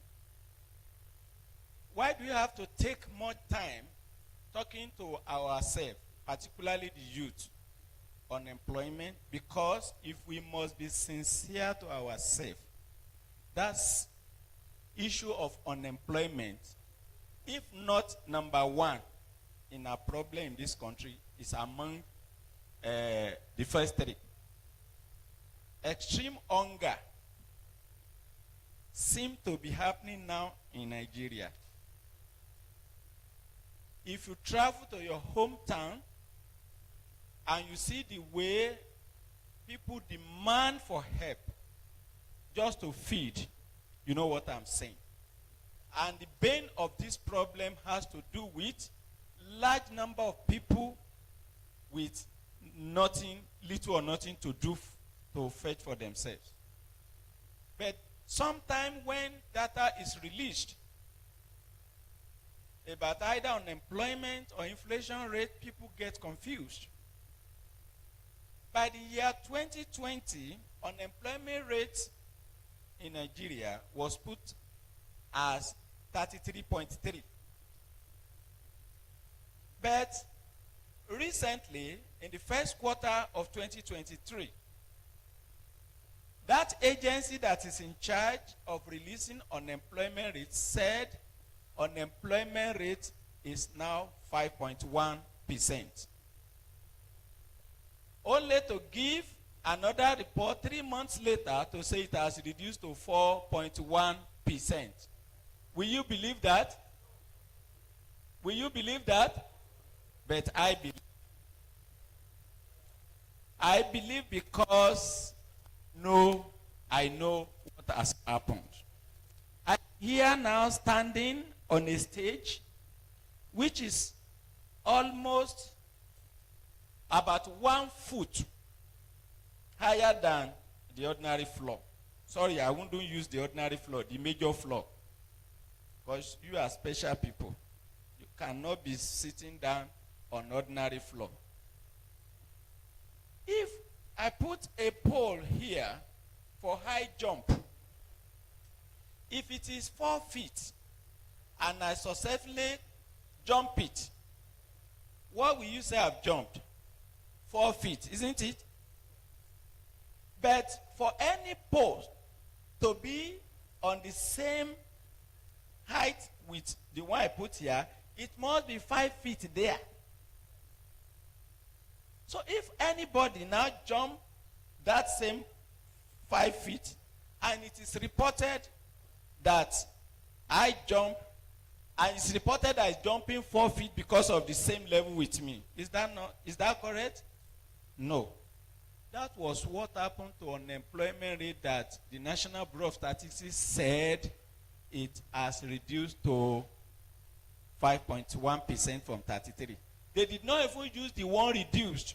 It was media practitioners who knew this was 33% in 2020, only to now see it as 5.1. Is that not reduction?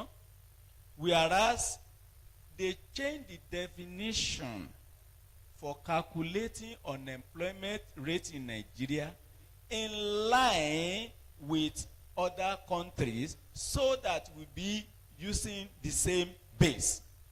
So if you want to compare unemployment rate in Nigeria now with those of Ghana, those of other country in our region, you cannot use the definition that they are not using.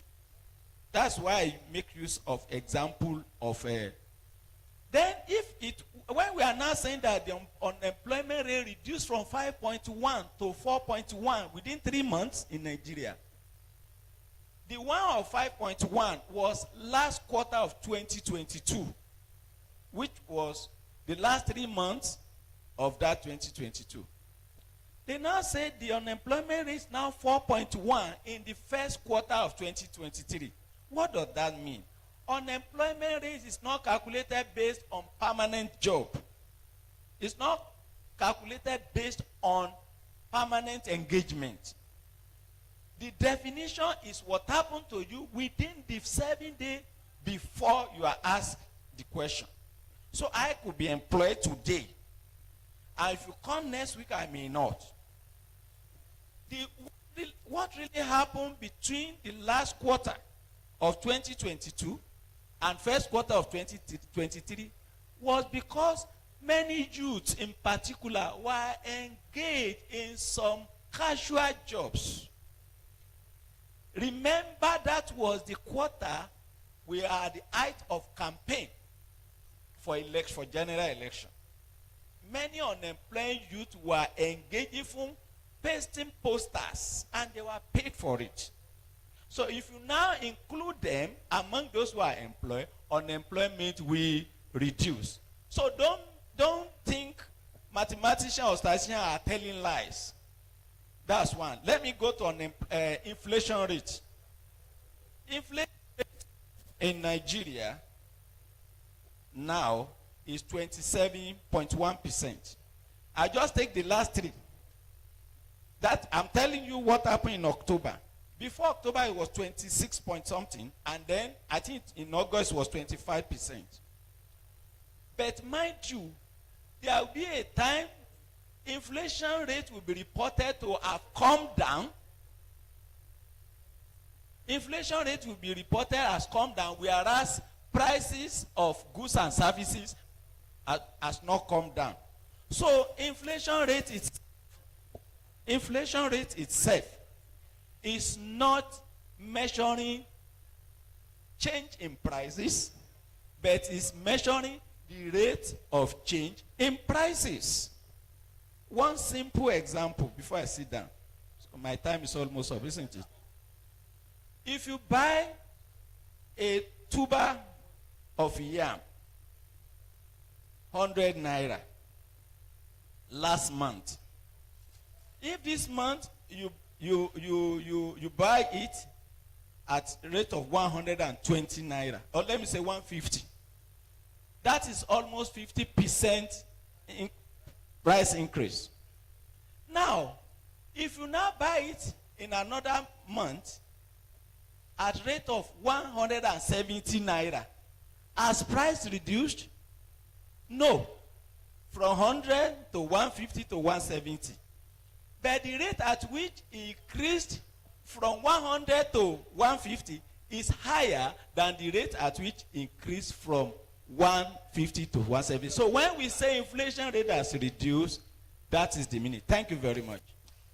ẹ bá ń pàtó tọ́lọ́rẹ̀ fún ọsẹ mọ̀ pé bàbá wa mathematics ni wọ́n bẹ́ẹ̀ bá mú àkàrà tẹ mú kọ́ láàárọ̀ tẹ́ fi kúlíkúlí mu gààrí lọ́sàn-án bẹ́ẹ̀ báyìí lọ́mọ mẹ́ta mẹ́rin lé yọ̀ pé nǹkan ń bọ́ lápò ṣùgbọ́n gbólóhùn tí mo rí fàyọ́nú ọ̀rọ̀ gbò tán sọ ni wípé ọ̀kẹ́ àìmọye ẹ̀dá lebi ti ń kó lẹ́sẹ̀ lọ àjùlé ọ̀run wákàtí tá a wà yìí nínú ọ̀rọ̀ tí yẹn sọ ọ̀nà wo la gbà tá ìṣe ìgbà bàbá wa dé èyí dòkun náà tó máa béèrè wọ́n ní ṣé kàlòkàlò ní ń fa owó lójú ẹ̀rọ ni aláàtì dẹ́bùtì ṣé ẹ dákun ẹ jọ̀wọ́ ṣé àjànú kan tó ń bẹ́ nù fóònù tí tó ń ka owó tí ọkàn máa dẹ́bìtì àwọn èèyàn sá ọjà àwọn ìbéèrè tí màmá wa tí wọ́n sọ̀rọ̀ tí ó tán máa dáhùn ṣùgbọ́n kátókò gbẹ papọ̀ fáwọn mo fẹ́ gbé lọ sọ́dọ̀ ọmọ àjẹ́ ẹ bá ń pàtẹ́tọ́ lọ́rìn fún ẹjọ́.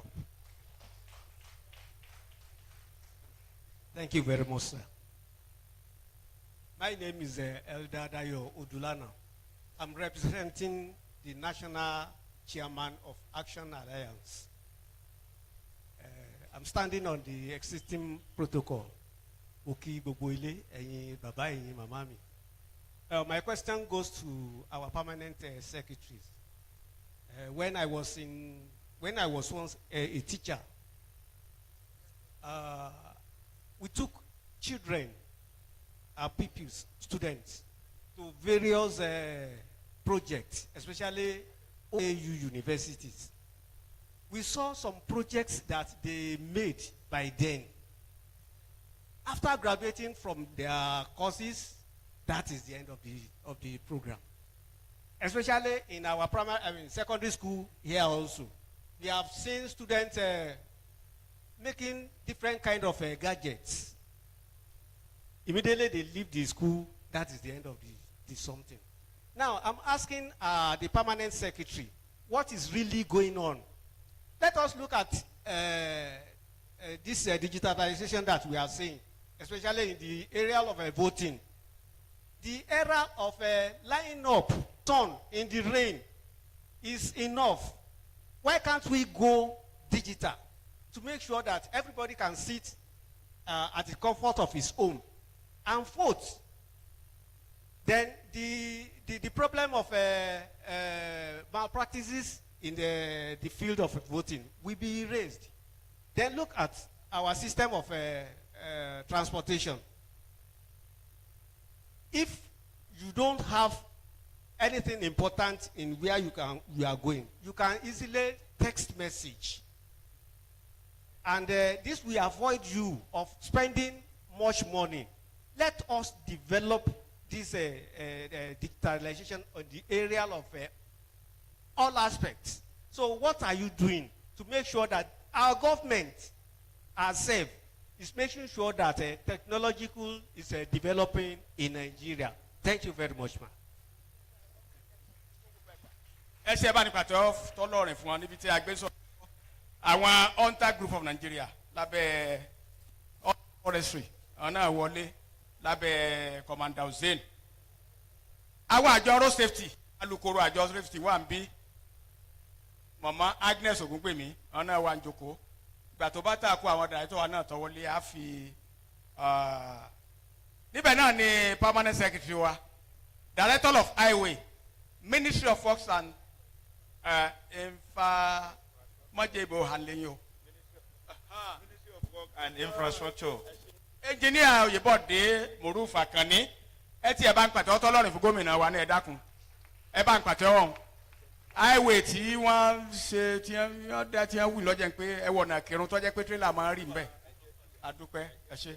Màmá wa ń sá question láàrin bí ìṣẹ́jú bíi méjì mẹ́ta torí pé pàápàá ni àwọn ọ̀dọ́ ọmọdé ti ẹ̀rọ tún pé ó yẹ kí wọ́n náwó àwọn ọmọléèwé ẹ̀ náwó. Thank you very much, sir. And to our daddy that has question on ATM, whenever you discover something like that, thank God that the person has discovered what happened. But immediately you discover something is wrong with your bank account, the first thing is to contact your bank, especially when it becomes receiving debit alerts and you didn't send anybody to collect money for you. Number one, you will have to block that ATM. Nǹkan tó yẹ kán kọ́kọ́ ṣe ni pé kán bá wọn block ATM yẹn. Tó máa ti block ATM, there's no way they can access the account again. So that is the error that happened.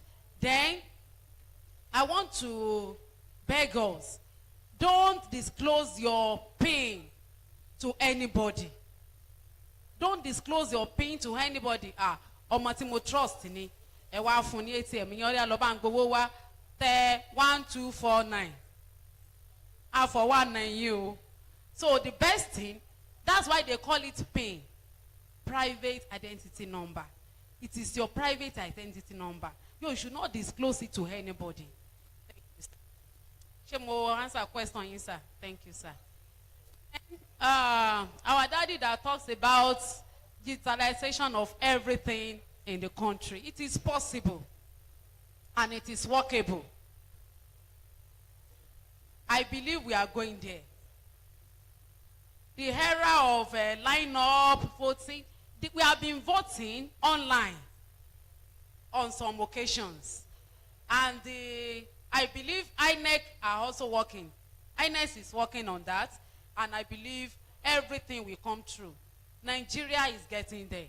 And we are going to get there. Thank you, sir. Please let's appreciate her. She has spoken well. Well, yes. Now we are going to move forward on this program as we call on Dr. Mrs. Adepeju Adigon, the Director Center for Entrepreneurial Study, Uni Osun. So she will spend 5 minutes with us here with this demonstration and the rest. And Mr. Akin-Oladele should be prepared. Please, let's appreciate her. All other questions will be answered soon. So.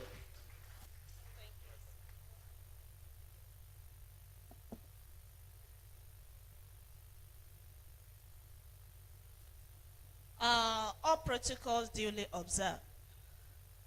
Not to waste our time, I'll go straight to the point. With great joy and gladness, we from Osun State University we feel honored to be here today to give what we call pet talk in this gathering. So as we all know that the program is annual program? Well, that is what we call partnership. For this year annual program, OSBC deemed fit to partner with us in Osun State University, Center for Entrepreneurship Studies. And we are here today to partake in the theme titled Sustainable Employment Opportunities through Digital Economy. And that's what we are going to deal about. The Center for Entrepreneurship Studies and Innovation in Osun State University basically established to solve this problem of unemployment, especially in the areas of innovation. As we all know that university is a center of problem solving, we are there to come up with papers, different projects, but we discovered that most of this paper just have it on the archive desk. But Uni Osun now establish what we call Student Entrepreneurship Association, Student Entrepreneurship Studies Association. The aim or the focus for this students association is for them to be able to pick up the project, the paperwork produced by the lecturer, the students, and wherever, and transform it to the physical project, what you and I can use for our daily use. At Osun State University, we do come up with yearly program as well with our freshers and returning students, that is the 100 level and 200 level, in order to awake them as early as possible, to sensitize them, to prepare them, and also to equip them with entrepreneurship skills and innovation. From their field of studies, not anyhow, from their field of studies, because we discovered that there is no difference between those that acquire knowledge from the university or any four-wall classroom and people outside there as apprentices. We discovered that after acquiring 4 years, 5 years, 6 years program, you still need to abandon your certificate and go outside there and be learning 1 or 2 things. It's good. But we discovered with our investigation, we discovered that most of the graduates have even forget about their professional skills of studies. Really, they embrace their vocational skills. So with that, Uni Osun, the sign in another way, which is even acceptable by the NUC, that we should prepare our students to be job creators and not job seekers in their areas of studies. And how are they going to do that?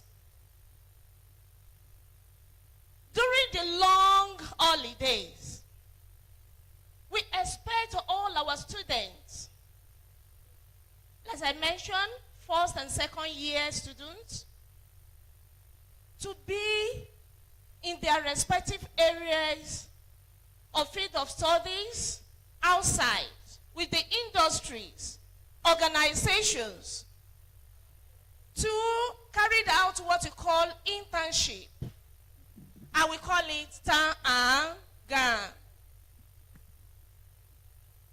And with this internship exercise, students will learn the business aspect of their profession. Because we discover with our investigation, with our research work, that people, our students, our graduates, they are ready to even go back, even without white-collar job, to go back to their field of studies, but no knowledge of how to establish, how to manage. So, during this internship, we encourage them to have the entrepreneurship skill, the business aspect of it, how they can establish their field of study, their profession after graduation, even if there is no white-collar job, or even if they are. So, with this one, to avoid wasting of much of our time, I would like to demonstrate one of the outputs of this center with our students. One of our students will come out. This is a project, student project. Before, we just dump it elsewhere on paper. But the center didn't fit to come together and establish this. And this one is something good for every one of us. Instead of going outside there, go internationally, then we can source ourselves locally and solve the problem.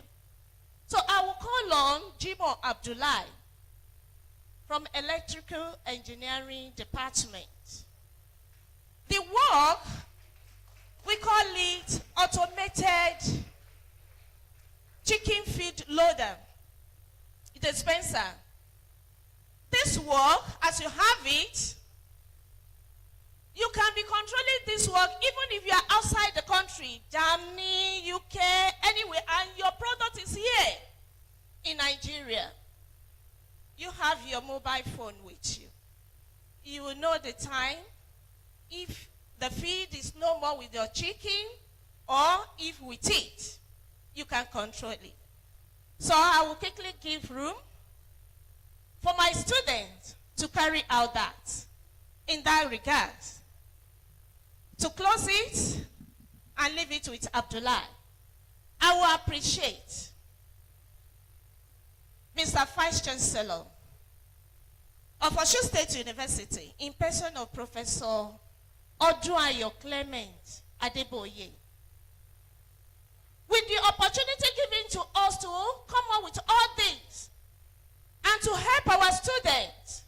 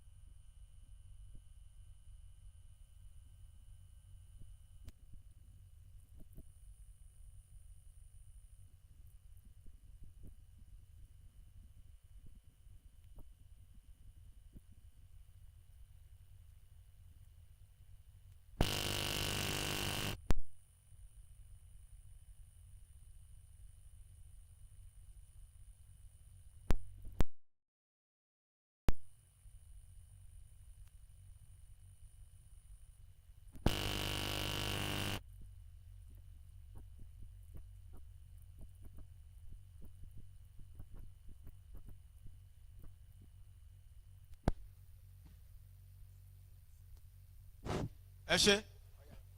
All right. Good afternoon, everyone. Like my Dr. Adigon have said earlier, so this is an IoT-based automatic chicken feeder. It can be controlled, monitored, and accessed from anywhere you are in the world via your smartphone. I also incorporated a manual override switch. Probably maybe you're on your farm, you just want to feed your birds without your smartphone. All you need to do is just to press this push button.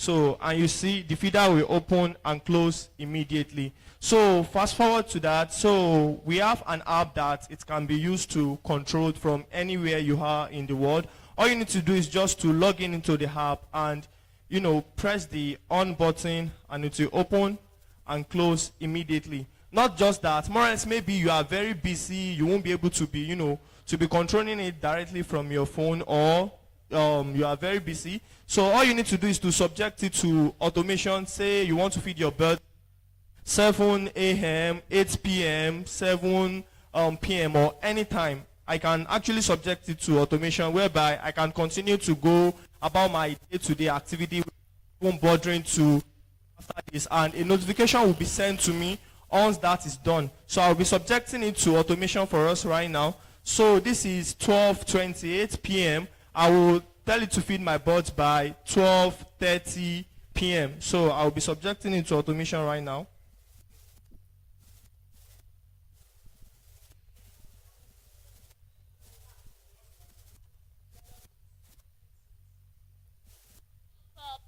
Students come up with this, but he happened to be the team leader for the group.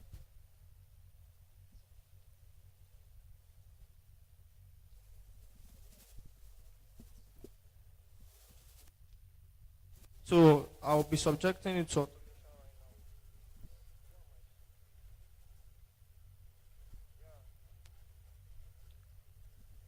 Yeah, so by 12:30 p.m. it will feed my bird automatically. So not just that, this is actually designed to meet the daily dietary requirements of the birds. Like we know, the daily dietary requirements of birds, of a single bird, is between 100 gram to 115 gram. So per opening of this, it is 250 gram, which will be able to feed 10 birds every day. This is just like a prototype. Further development will be done so that it will be able to feed 10 to 100,000 of birds at once. So as soon as this silo is empty, a notification will be sent to me on the smartphone that the feeder is empty. It has been tested and controlled from Adelaide, Australia, from Thailand. It has been tested and controlled from Houston, Texas as well. So let's wait till like 12:30, and this will open 3 times automatically to dispense the feed. And once the feed is empty inside the silo, a notification will be sent directly. Now we can see that it has started automatically. So it remains 2 times. So let's wait for it. That's the second time. And the last one, yeah, that's the 3rd time. So we still have feed inside. So I would like to empty this silo so that we will see that the notification is received on my smartphone.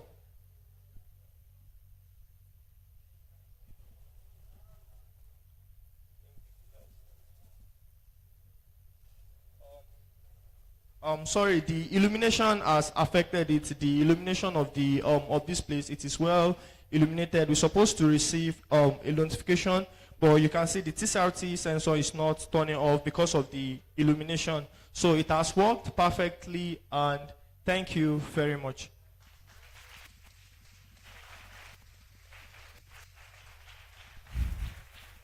Once again, thanks for the opportunity. It's a model that we can transform to the real system if you are in need of it. Patronize Osun State University. Yes, no problem. 080-33-74-9081.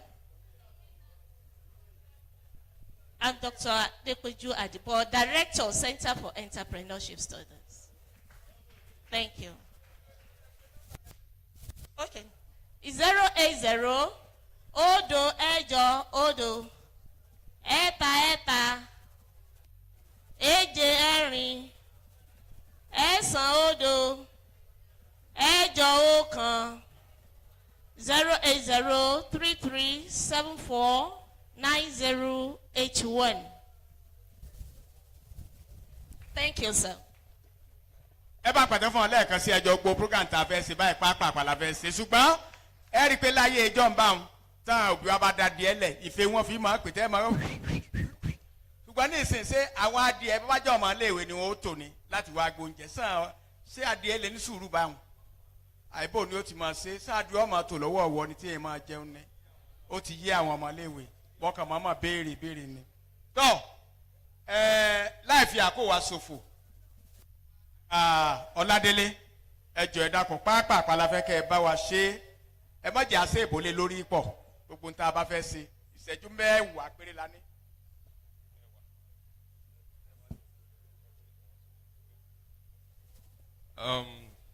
Thank you very much for the opportunity. I'm here to give a pep talk, and the pep talk is also in line with the theme, and I titled it Pioneering the Digital Prosperous Future. Now, before I go into the write-up and to the details of my pep talk, I would like to let you know that this program is going on live on both YouTube. As we get to YouTube, you can just search for Dele Paragon ICT, and that is where the program is going on live. This is part of digitalization. And it wasn't like this before, but now we have the opportunity anywhere all over the globe. We can view and watch what is going on right now at the venue, right here. And at the same time, this particular program has been anchored and going on right now is also live on a website called www.dpo.com.ng. Now, before I go into the details, I want to add something very, very important to the answer given by our guest lecturer as regards the question being asked by our daddy here, as regards talking about the ATM card. Now, ATM is automated teller machine, and that's the machine where we insert the card. Majority of us as a layman, we call it ATM card. But to a professional like us, we call it debit or credit card. Now, there is something on that card which is part of the security we have to take very, very good. Take it seriously. If you look at it very well, the card has two sides.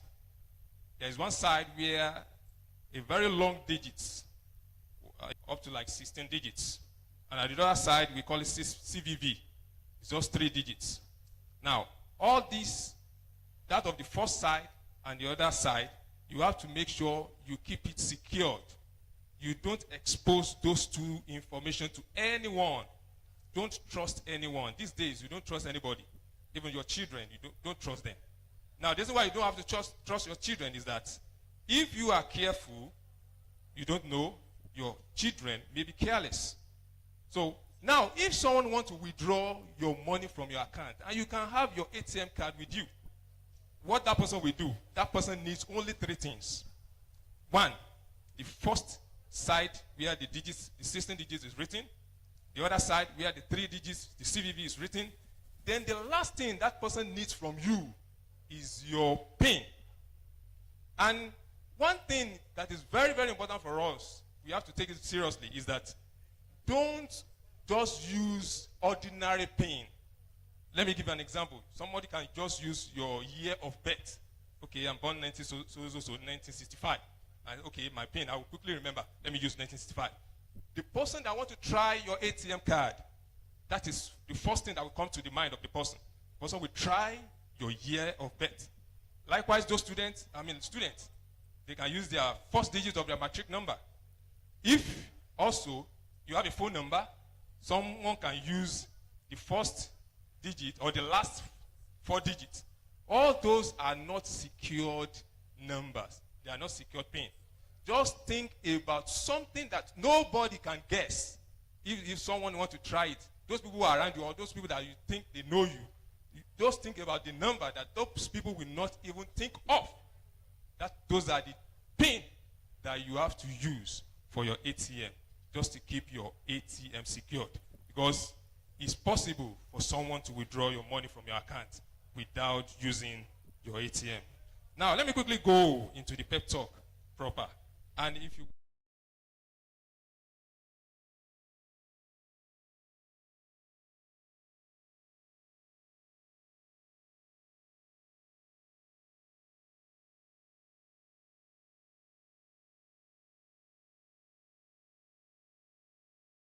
.dpo.com.ng. That is where the write-up is written. Give me the privilege of going with this write-up as quickly as possible. I will be very brief. Ladies and gentlemen,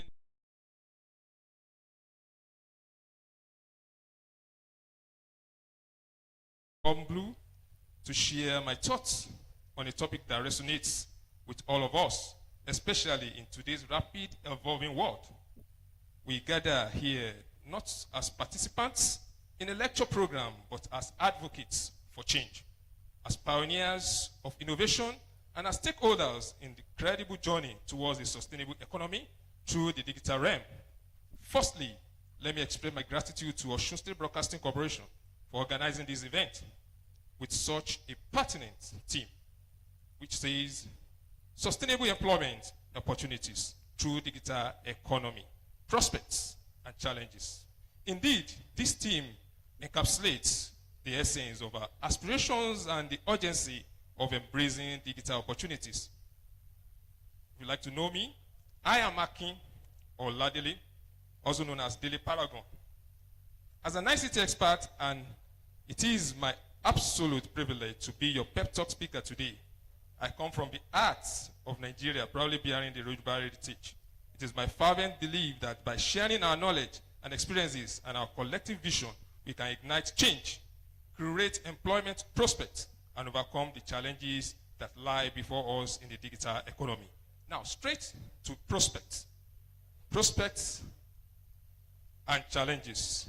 All right, now, as we delve into the discussion, it is crucial to recognize the immense potential of the digital economy.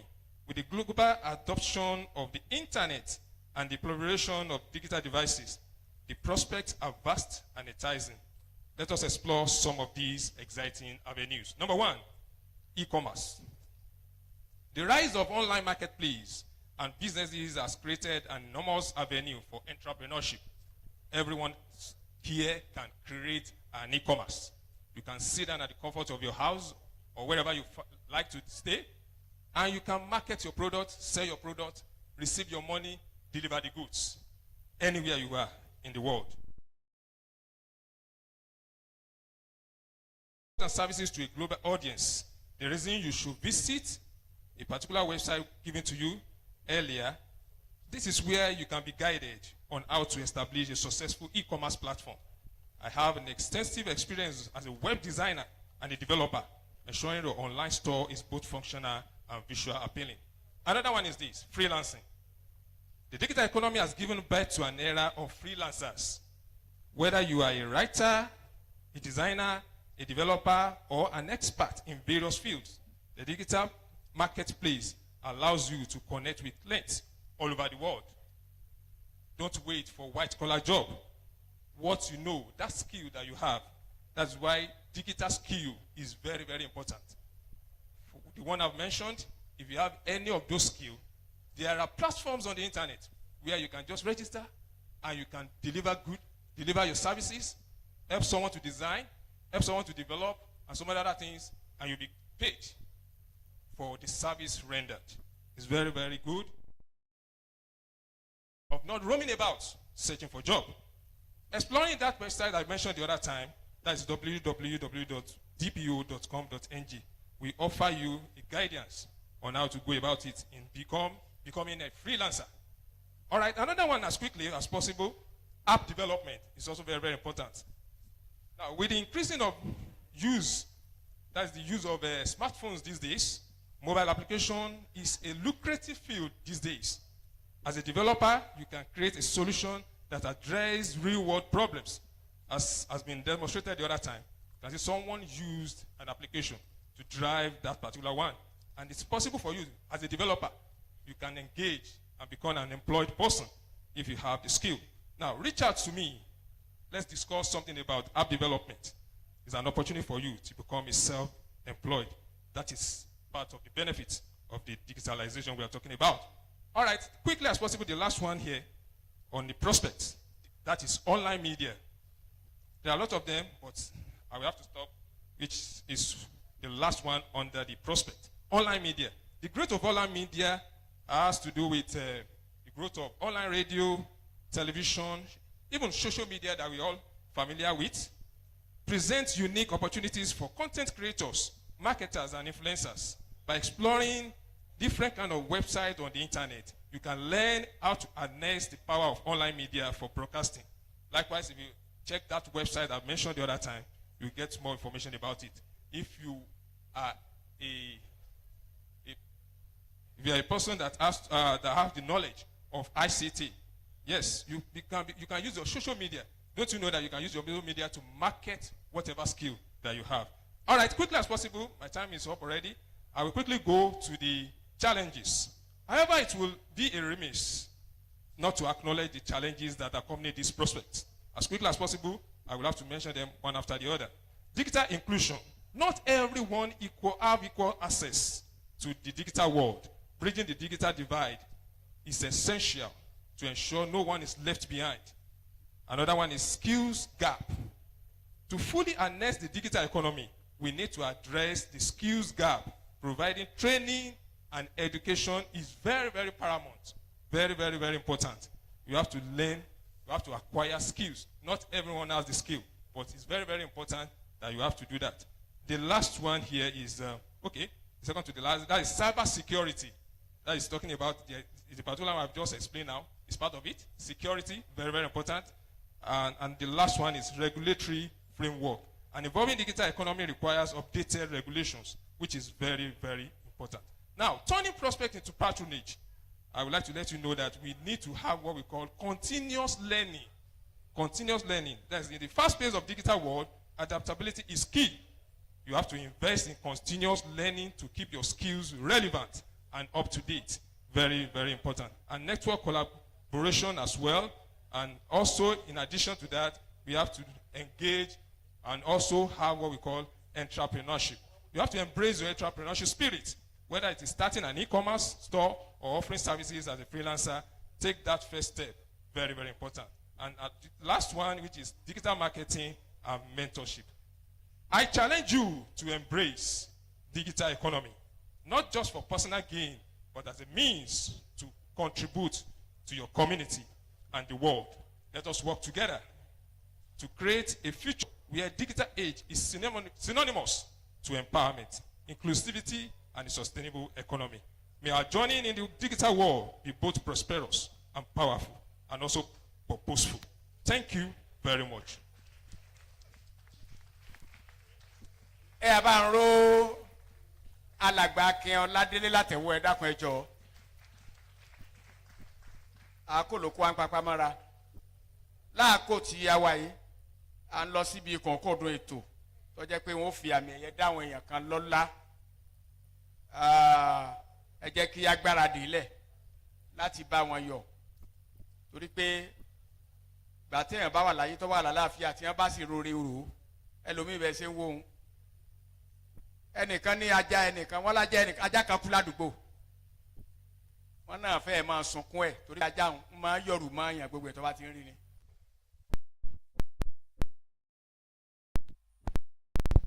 Wọ́n dùnú pé ọkùnrin ìka ti lọ. Nígbà tí a bá wà lálàáfíà tí a bá rore rò ó tá a fi tọ́tọ́ fẹ́ ni ọyẹ ká bá yọ. Mo sọ pé aláwọ̀ ọdún wa lónìí náà. Àga wa ti dùnú nítorí pé wọ́n ń bẹ́ nú ògèlè àti fìlà tó. Bẹ́ẹ̀ ni torí pé gbàtí ẹ̀ bá lálàáfíà tí a bá rore rò tí ọ máa gbọ̀n lépè ẹlòmíì kò bí owó ni ó yẹ máa yọ èpè fún un. Ṣùgbọ́n ẹ bá wo àárín tá a wà ń bì àwọn olóríire ní torí ọmọléèwé wa.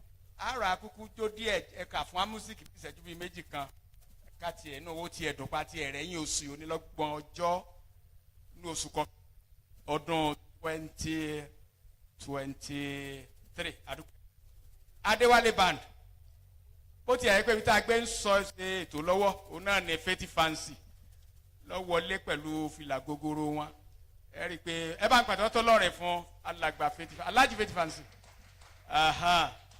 ẹ káàbọ̀ olórí adéwálé band bá ní sẹ́sí ká tiẹ̀ fèjì ká jó díẹ̀ ká fi yín lọ́nà lógo ńgbà tó lọ́ọ̀ jẹ́ kí jàǹbá ọgbà ẹ ń bá lè dìdó kójó ẹ ń bá lè láàrin ìṣẹ́jú méjì náà ni ká fi yín lọ́nà lógo ẹ ṣe adéwálé ó yá.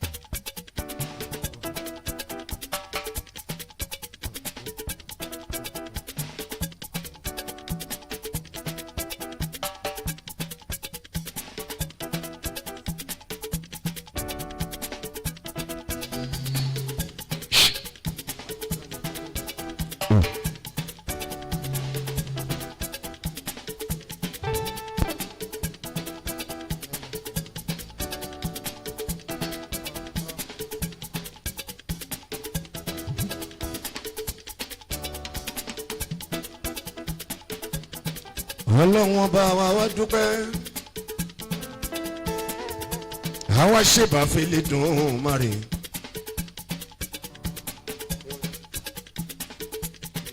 especially lórí ọba gbogbo rédíò yìí OSBC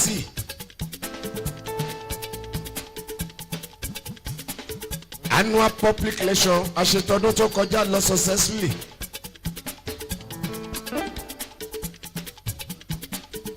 tọdún yìí tún bá wa láyé tó tún bá wa láyé congratulations à ń dúpẹ́.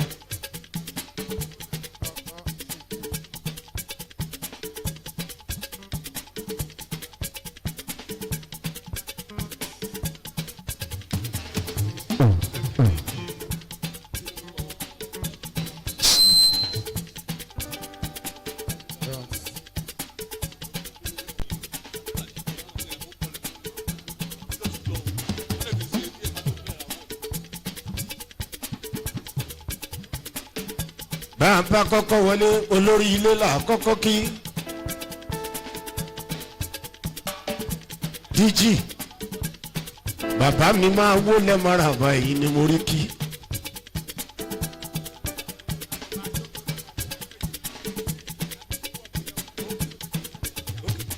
fọláhàn mi bàbá mi máa ṣe fàájì ẹ lọ kọ́kọ́ bá mú òfòrí torí pé lẹ́nìí ìní lọ́jọ́ dún wa fọláhàn mi báwo lẹ̀ mara ń wá. ẹ ṣe. dárẹ́tọ̀ jẹ́ ẹ̀ra ó ṣeun. ẹ ṣe àdúpẹ́. kílẹ̀ tí rí tẹ́ ń pariwo kàdókà. mariwo lẹ́rí mariwo lẹ́rí egungun bọ̀ lẹ́yìn o mariwo. ẹ ṣe ẹ rí i pé ìlú rẹ̀ tẹ́ ẹ bá ìsomi ọbẹ̀. ẹ bá ìsomi ọbẹ̀ yóò fẹ́ jẹ yó torí wọ́rọ̀ lọ kọ́kọ́ ìbẹ̀rẹ̀ ẹ jẹ́ ká lọ síbi tí à ń lọ báyìí lọ́jọ́ wípé a fẹ́ bẹ̀rẹ̀ láti fún àwọn èèyàn kànrìnkànrìn ní àmì ẹ̀yẹ oríire àwọ́ọ̀dù ó yá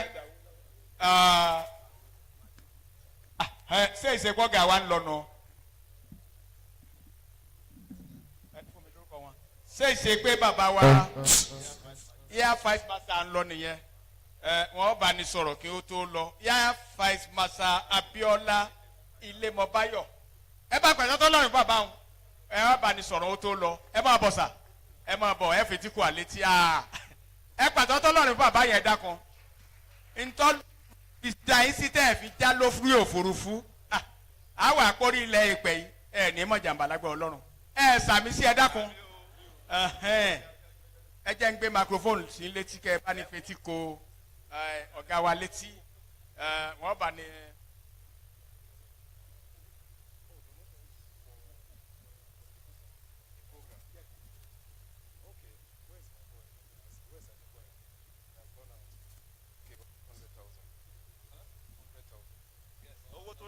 ẹ jẹ́ bá ń pẹ̀tọ́ tọ́lọ́rin fún Vice Master Abiola Ilemobayo.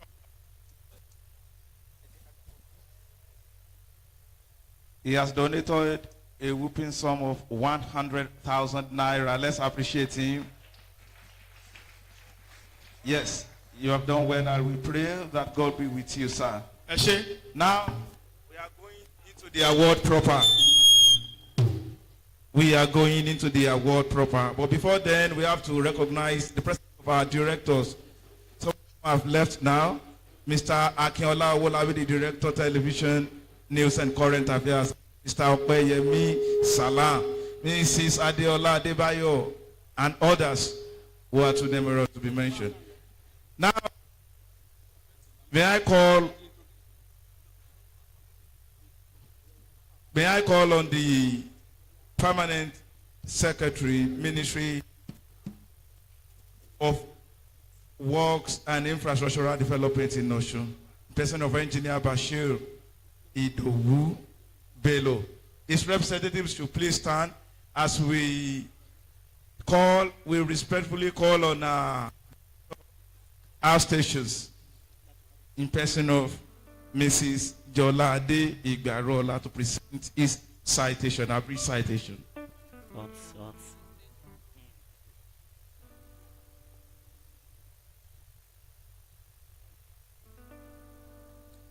A brief citation on Engineer Bashir Idowu Bello. Sorry. You're welcome, sir. A citation on Engineer Bashir Idowu Bello. This illustrious son of Ede, in Ede North local government area of Osun State, studied civil engineering at the prestigious University of Ilorin in Kwara State. He boasts an impressive educational and professional background in the field of civil engineering, spanning over 25 years, and has cultivated a wealth of expertise in highway engineering that is second to none. A distinguished member of the Council for the Regulation of Engineering in Nigeria, Koren, Engineer Bello has an indelible track record through his various roles within Osun State Ministry of Works and Infrastructure. He rose through the ranks in the engineering profession to become the permanent secretary of Osun State Ministry of Works. He is a true luminary in the field of highway engineering with an enduring legacy of expertise, dedication, and leadership. Full version will be made available on soft copy via aula at osbcng.org. I have the honor and the privilege to present to you Engineer Bashir Idowu Bello for an award of excellence. Okay. I want to invite Ben Shola Akinlade, the Zonal Coordinator, Southwest Nigeria, Chairman of the occasion, to come up and decorate Engineer Bello.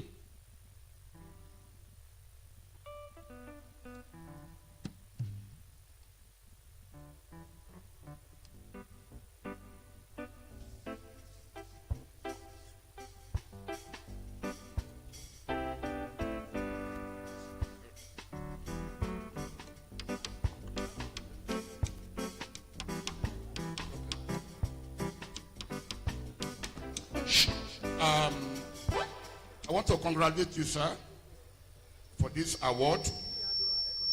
The team of hard work, your discipline and integrity. We wish you all the best.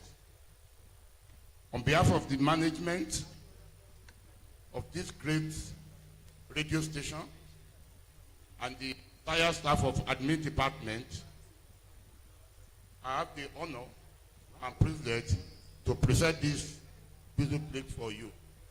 OSBC, Osun State Broadcasting of West Nigeria, Department of Agriculture and Supply, Award of Excellency to Engineer Dele Bashir, a symbol of excellence in public service.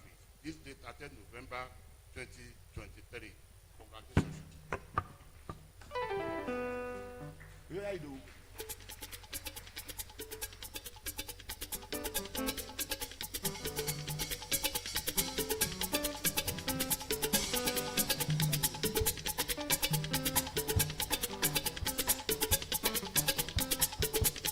Engineer Bashiru Bello, congratulations. Ẹ ṣeun torí àkó wa kó tó di pé engineer Elùwọ̀ lọ ẹ dákun ẹ jọ̀wọ́ bàbá gbogbo ilé àwùyí ẹ bá ń pàtó tọ́lọ́rìn fún engineer Bello torí pé ọ̀nà òkè balance di OSBC yóò di ṣíṣe mọ̀ ń gbẹnu wọn sọ̀rọ̀ nu kọ́ wá tó di pé àtòkú olórí ẹ̀ pẹ̀lú ọ̀pọ̀lọpọ̀ akitiyan tí gómìnà wa ti ṣe ẹ bá ní jíṣẹ́ gómìnà pé ọlọ́run mú ọ tẹ̀síwájú kẹ́ ẹ tó lọ àgbọ̀n kankan lẹ́nu yẹn torí mo mọ̀ pé ẹ wo nǹkan ribiri náà wọ́n fi ilẹ̀ tó yẹ pé tó lóko tó nítumọ̀. Mr. Chairman, sir, the MD, I want to stand on the existing protocol. Engineer Idowu Bashir Bello, as we all know, is a technocrat to the core. Now, at the inception of this administration,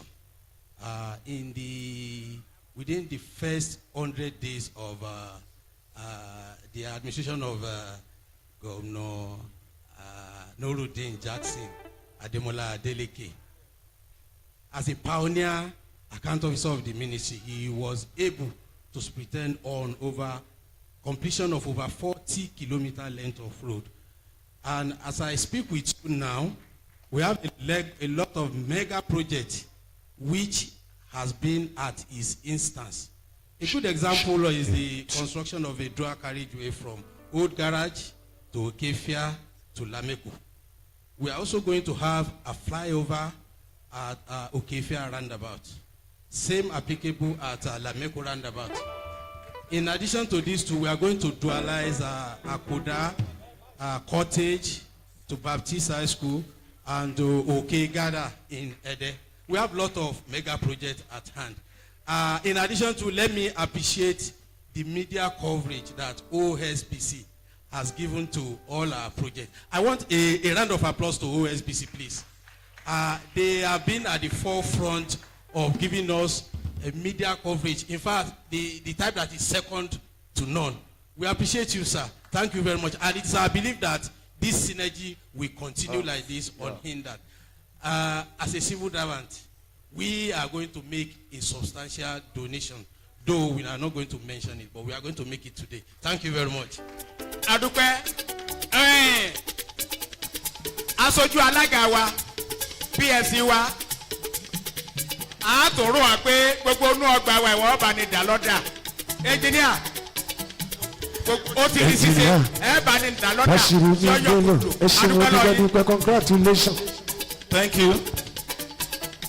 Now we will call on the great mathematician, the man who has traveled far and wide, a recipient of many awards at home and abroad.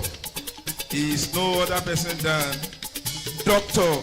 Isiaka Olanrewaju. Mathematics, please. Let's appreciate him. Let's appreciate him.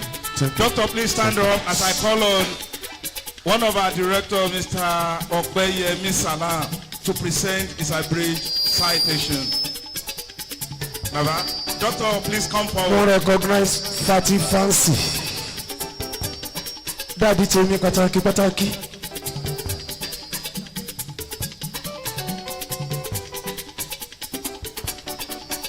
Come down. Come down. Come down.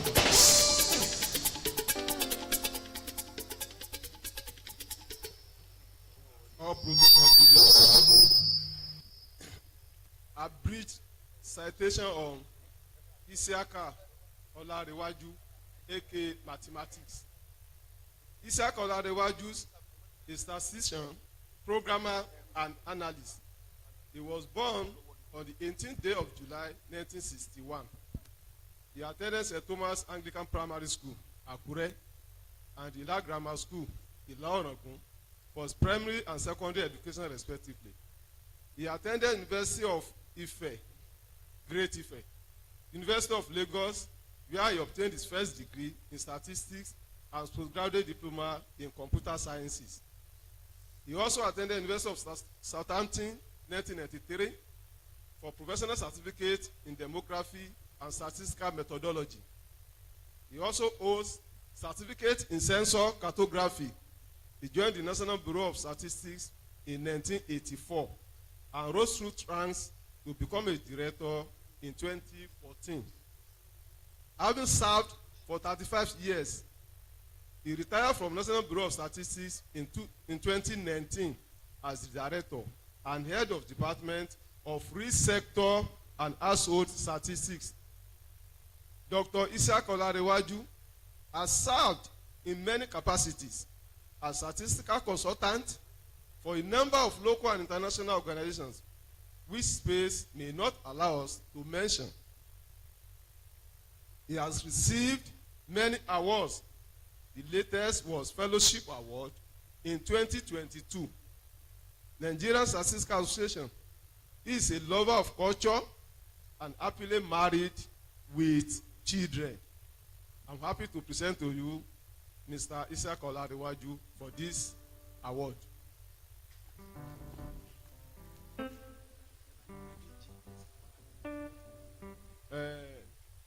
It is my pleasure and honor to call our Director General and Permanent Secretary, Mr. Rashid Olukayode Folarami, to present the award.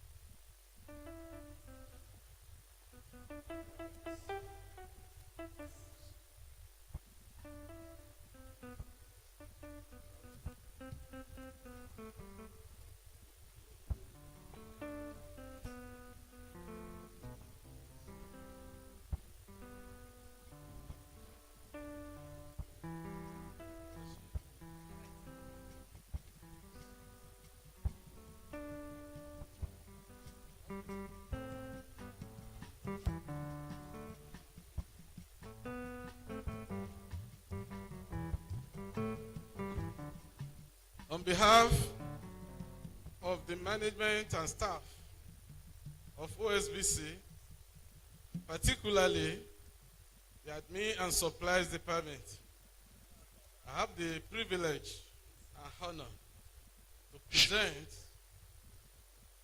this award of excellence as Mathematics Ambassador to Dr. Isiaka Olarewaju, aka Mathematics. Congratulations.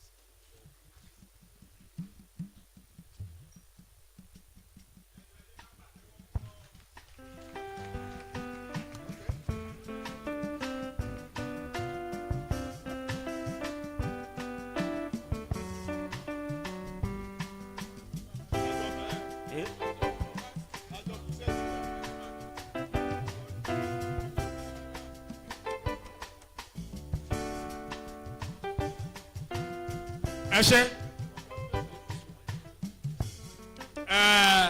kó tó di pé bàbá wa lọ sí orí ìjókòó bàbá Isiaka Olarewaju aka Mathematics kí ó tó lọ jókòó wọn bá wa sọ gbólóhùn tó nípa kan pẹ̀lú nípa láti fi fún ètò tá à ń ṣe lónìí mo sì mọ̀ pé kì í ṣe donation wọn ó filẹ̀ bí ó ṣe donate wọn ó kì gbọ́ngbọ́n ni.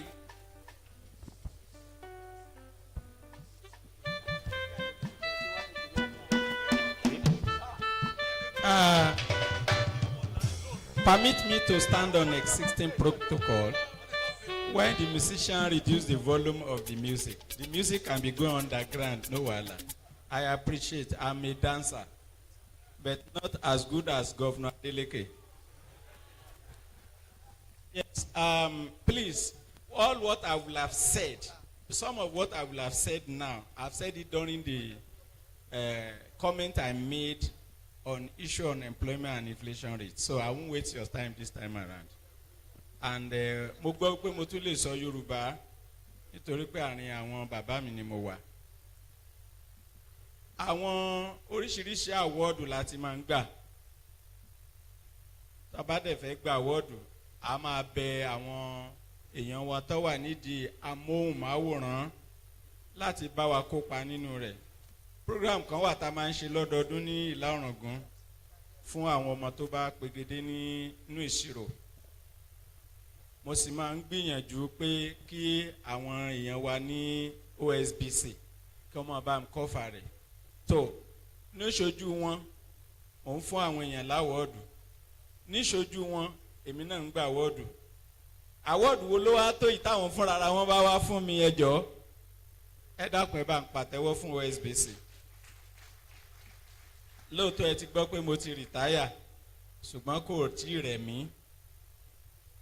So nǹkan tí màá sọ ni pé ẹni tó ṣẹ̀ wá lọ́wọ́ nípa ìfi nǹkan sílẹ̀ síbì ó ti fi nǹkan tó dáa sílẹ̀ nípa pé nǹkan tó fi ilẹ̀ dáa ṣùgbọ́n ó ní kẹ́ mọ́ kò fẹ́nu ara rẹ̀ sọ. Ìgbà kan rí ẹnìkan fẹ́ student ni ó wà láàrin àwọn olówó bẹ́lẹ̀ ó bá wí á ní 1 million bẹ́lẹ̀ ó bá wí 10 million. Ẹ mọ nǹkan tó náà sọ nígbà tó kàn ó ní I donate 1 million. Ó wà rọra sọ yìí tó kù kọ́bọ̀. Tẹ bá translate yẹn gbogbo tó fi lẹ̀ jẹ́ 10,000 naira ṣùgbọ́n dárúkọ 1 million. Ara òjòrò mathematician nìyẹn. But let me tell you something. Àtẹ̀bọ́ àti Yorùbá, the maximum today has been 100,000, the one I had. But the minimum has been, am I correct? Whatever it is. So my donation will be between the maximum and 50,000 naira. Thank you. Ẹ dákun ẹ bá ń pàtẹ́wọ́ tó lọ́rin fún wọn ẹjọ́ ẹ ṣe bàbá wa mathematics. Well, we'll be diverted a little bit. Dr. C. Agami Osho. Hello. Hello. Calm down, please. We'll be diverting a little bit into the Yes in award because the chairman is leaving. Our chairman, Mr. Ben, has an award for the best security officer of the year. It is Ben Akinlade Award for the best security officer of the year. Who is the best security officer of the year in OSBC? Who is the man? The director of admin and supplies will name the person. Sir, the prince, who is your best security officer? The best security officer for this year is Mr. Ike Abiodun. Please, let's clap for this gentleman. He is the best security officer in OSBC for the year 2023. He has paid his dues. He has served the corporation so well that he won the award of the best security officer. Let's appreciate him. Let's appreciate him. In whatever you do, people are looking at you. Yes, and this is the reward. Mathematician Osho. Thank you very much. This is my personal award as a director retired in Department of State Services. I cherish security, I eat it, I digest it. It's my award, and it will continue to grow year by year. Last year you were 20K. This year is going to be 25K. For the security department, this one cannot do it alone. He has other staff. He has other people working with him. And in security, we collaborate. It's collaboration. You can't do it alone. To the entire security unit, I'm releasing another 25,000 for the security unit. And for the best security man, it's 25K, making a total of 50. Thank you very much.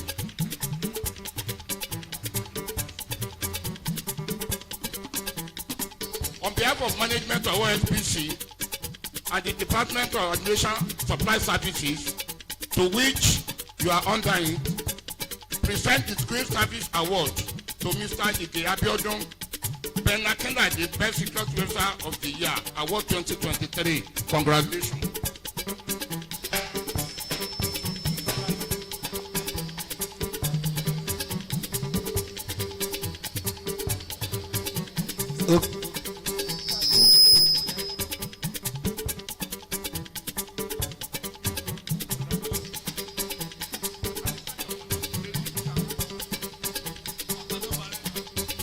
Well, we thank you and we appreciate you so much. Mo ṣe Then we continue congratulations with the ẹ. award. Sí yàrá mi. Mathematics Ẹ ṣe wo, ẹ lọ máa ya fọ́tò congratulations. nsàlẹ̀, ẹ lọ máa ya fọ́tò nsàlẹ̀, ẹ dákun, ẹ ṣe. Now we will call on Engineer Ademola Odumakin. Hello, our musician, please calm down a little bit. Engineer Ademola Odumakin, his representative is here. Please come forward, ma. The average citation will be read. This is the average profile of Engineer Ademola Odumakin. He hails from Latuna Compound, Moro, Osun State. Please come down a little bit. This quiet gentleman being represented with this quiet, by this quiet gentle lady, is a man of peace who doesn't like publicity at all. Admin. He is easygoing, Wale, but a great companion. He has been a friend of development with ironically tallies with his building profession, having been trained and certificated as an engineer. He is the managing director, chief executive officer of Beacon Engineering Limited, based in Abuja and Lagos. He has tentacles spread all over Nigeria and African countries. Ladies and gentlemen, I present to you Engineer Ademola Odumakin for the prestigious award of OSBC Administration and Supplies Department. Yes, where is the award? We will call on Mrs. Olufunke Jolayemi to present the representative with the award. Congratulations, ma'am.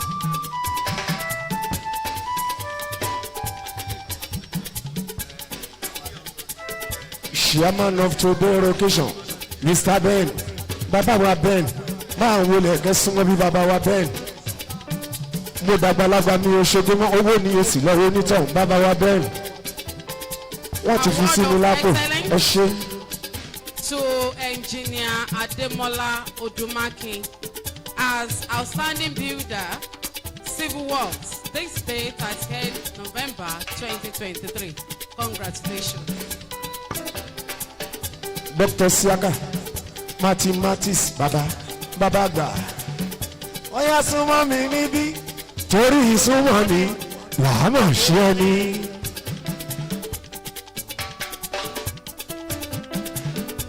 Ẹ ṣe ẹ jẹ́ ká gbọ́ nǹkan kan lẹ́nu aṣojú bàbá wa tí ń wá.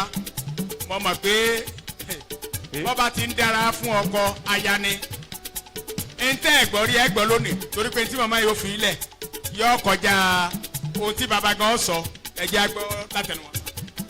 Thank you. Protocol I appreciate the management of OSBC. Engineer Ademola Odumakin is a brother to me. He's my junior brother. I believe he will reach out soon to you, sir. Ẹni kan gbé sẹ́nu mọ́ mi, ẹ gbé sẹ́nu dáadáa. Well, please let's appreciate this woman and Engineer Odumakin. They have done well for OSBC and they are still promising to do well. Please let's appreciate them. Let's appreciate them. Let's clap for them. Let's clap for them. Dr. Siaka, yes. Mathematics. Bàbá súnmọ́ mi níbí, We will continue torí with the ìsúnmọ́ mi award. làwọn For ṣe now, we ní. want to review 2 books. Hello, our musician, please, please, please. You will have enough time. You will have enough time. You see, we have 2 books to be reviewed here today. The first is Preparing for Retirement.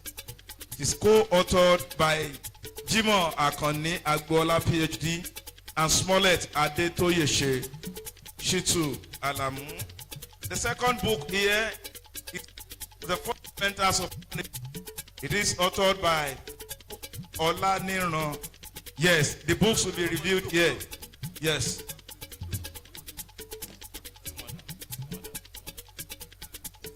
Well, Prince Adeyeye Oyedokun also has a book which will be reviewed here today. But our book reviewers will just give them 5 minutes each.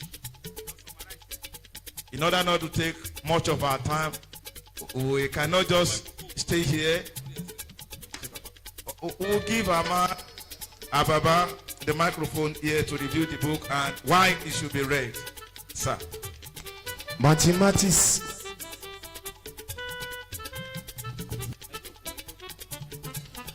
Bàbá àgbà Dr.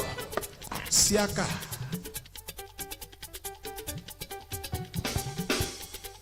Hello.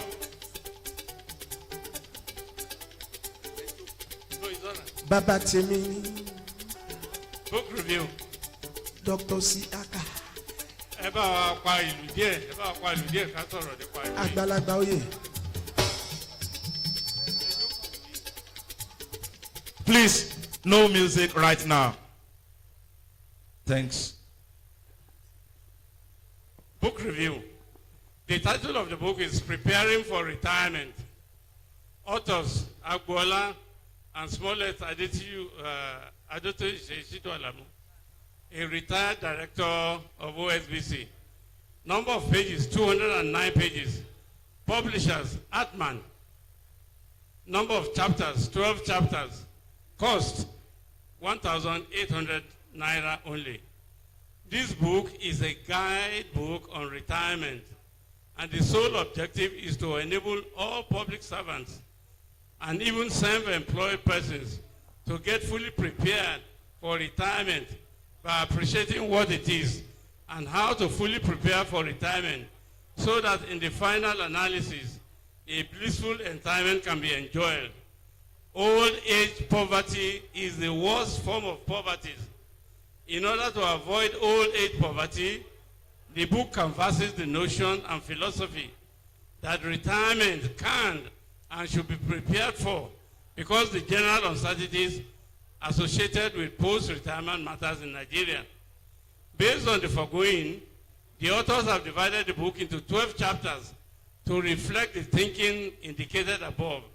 In the first chapter, retirement in public and private sector is seen as leaving the service, not working at all, because of old age, ill health, accidents, or disciplinary challenges. Leaving the service at this stage comes with a lot of fanfare and benefits. Subsequently, in chapters 2 through 12, these major issues were highlighted in the book. Historical development of retirement, contributory pension scheme, its challenges, factors influencing retirement, how to plan properly for retirement, profile of Nigerian retirees, what to do at retirement, the challenges involved, leaving a legacy, case studies in retirement, and how retirees should look ahead for something good.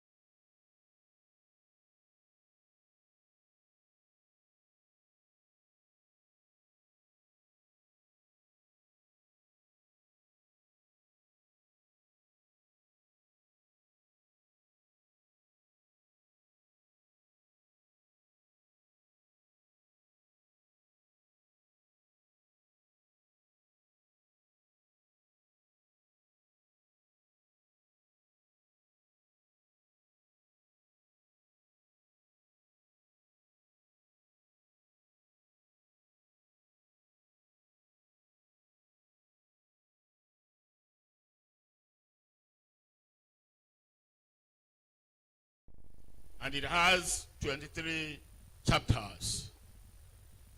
The book Fundamentals of Management is a book that should be read and kept by everyone that is involved in the management of human beings. When you get to any position and you are dealing with men, materials, and money, you need this book. There are certain issues we think that they are normal. They are not normal. You need certain knowledge to be able to really perform well in any leadership position. One thing that is unique in this book is that I have a son in the UK who holds a PhD in economics. And 2 months ago, I told him, do a plagiarism test of this book. And the result was the plagiarism test of this book is 15%. And globally, 20% is allowed. So in the academics, we place too much emphasis on plagiarism. So this book is 85% original. 85% original. It can be sold anywhere in the world. When you are quoting from this book, you don't need to fear anything. I have it on my phone here. 15% plagiarism test. We cover so many titles here. Those ones that are familiar, motivation and satisfaction, leadership, communication. We also dealt into certain things like thinking outside the box. How can a manager operate outside the laid down rules once in a while? You can do that. I also dealt with something like the Peters principle. When an executive is becoming too arrogant in an office, he's no longer fit for that office. He needs further training. When an officer begins to issue instructions anyhow, without considering the feelings of his people, he's no longer fit for that office. He needs further training. All these fundamental things are in this book. I recommend it. Everyone in the position of authority, dealing with men, materials, and money. And I expect students here to go to their librarian today and request for copies of this book from Atman Limited. Good afternoon. Please, let's appreciate him. Let's appreciate him. Yes, it is now the turn of our news talker. Yes, the prince of Irabiji Kingdom. Abi,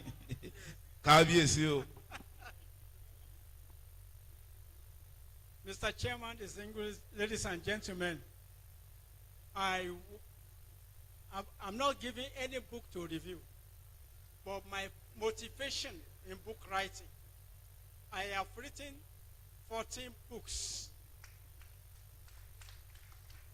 And I am happy that I worked here for 4 years.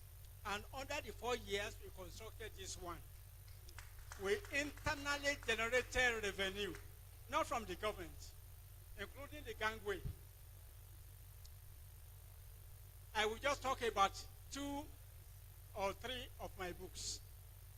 When I saw the situation in Nigeria, I wrote a book, Corruption in Nigeria, Fela Anikulapo Kuti Others Resurrect. Because what I observed in Nigeria, and I said, you be thief, I know be thief, you be robber, I know be robber, you have be robber. Eh? So far.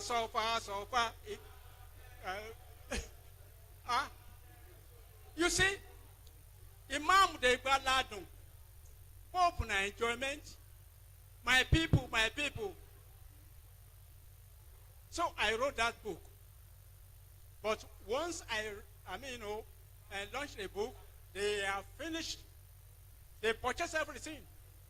When I was here, we created a library there. I will supply my books there.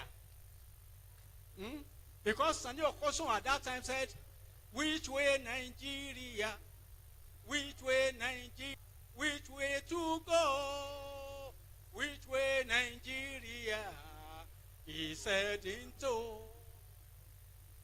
Looking at the papers, Daily Times or Rhodes and so on and so forth, they have editorials, comments and opinions. So I started writing news talks 40 years ago. And for 4 years when I came here, we introduced news talk. I want to commend our directors, general director, permanent secretary, for sustaining the news talk. It's not for propaganda. It will put everybody on alert on their toes. Distinguished and gentlemen, particularly the students, the first edition, News Talk Writing for Radio, a journalist companion. I did the revision of it. Students, you can start to write news talk.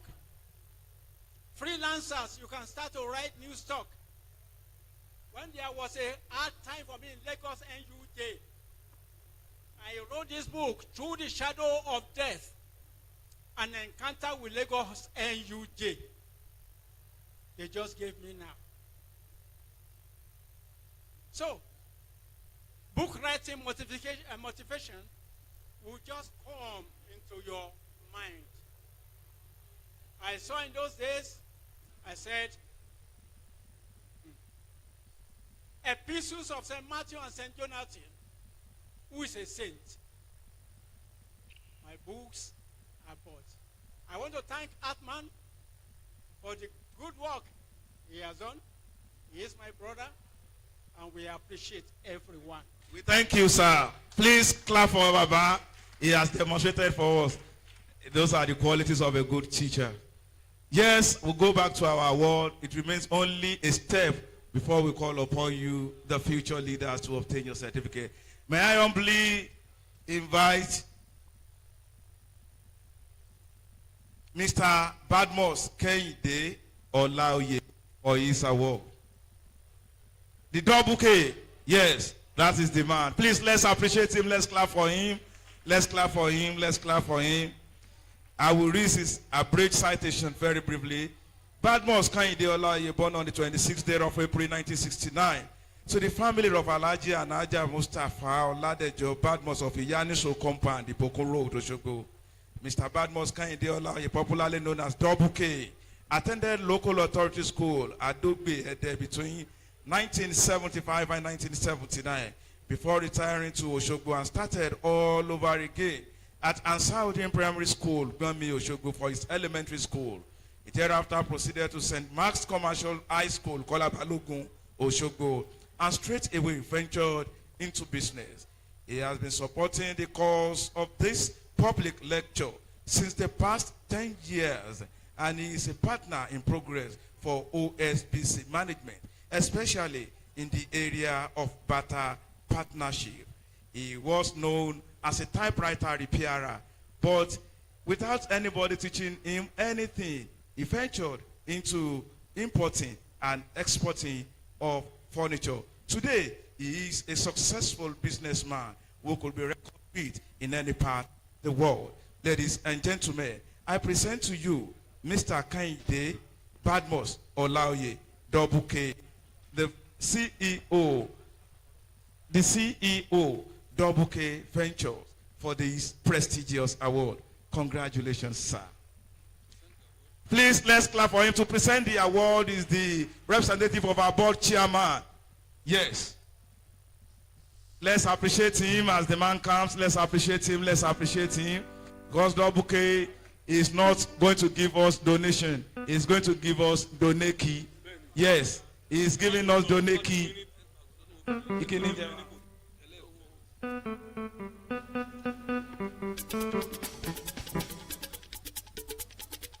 By the name of Almighty Allah, with the approval of my chairman and with the management of the Osbc, I hereby present you the Award of Excellencies, an icon of youth inspirations, modern furnitures. This day, 30th November 2023, in the name of Almighty Allah. Thank you very much. Double K, congratulations.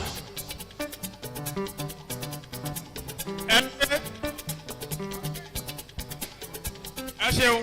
Ọláoyè Ọmọkànyìndé ní Badmus. Chief Executive Officer Double K Furniture. Abba. Oyè tèmi ní tipẹ́tipẹ́. ẹ jọ gbogbo ojú tẹ ẹ kó wá bí ẹ mọ kó padà lé o a sì fà á kó lẹ fún josùpẹ kó tó di pé Double K lọ àwọn tí ẹ ti ẹ tẹ̀lé ẹ wá tí ẹ dúró yìí ọ̀pẹ́ni kọ̀ọ̀kan wọn kì ẹ̀ kọ́kọ́ fi 100,000 lẹ́rẹ̀ kí ó tó lù. wọ́n náà kọ́kọ́ fẹ́ jó díẹ̀ wọ́n ní ẹ tún jó dàlẹ̀ ẹ sílẹ̀ kó jó sílẹ̀ kó yàrá jó.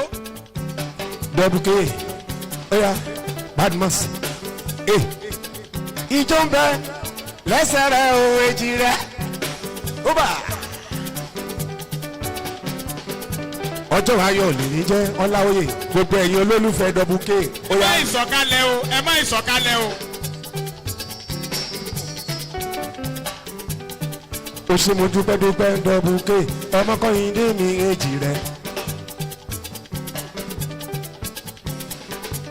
Mo ní inú ń bínú gbẹ̀lẹ́gàn bá ń gbẹ̀gàn. Thank you, thank you, thank you, thank you. Double K. Yes. Out admin wálé mi hàn làwọn ọmọ ọlọ́jọ́ bíi ọjọ́ sí. Ti good Jonathan ló mú wá bí lẹ́nìí wálé mi hàn làwọn. Yeah, thank you, sir. Double K, sir. It is your turn to speak. Double K máa bọ̀ lọ́dọ̀ mi o máa bọ̀ mi ò jẹ́ kó yan owó kéré máa bọ̀. Well, let Double K talk. Hello, calm down, calm down, calm down, calm down, calm down, calm down. Double K máa bọ̀ lọ́dọ̀ mi máa bọ̀ mi ò jẹ́ kó yan owó kéré máa bọ̀.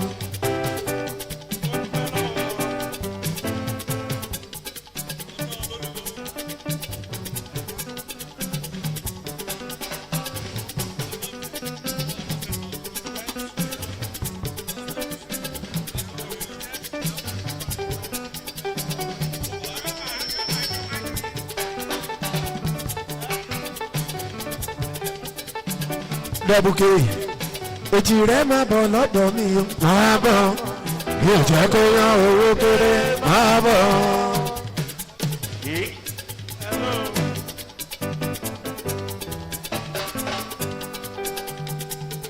Lálẹ́ pẹ̀pẹ̀ ẹgbẹ́ sẹ́nu. ẹ wálé o nílùú.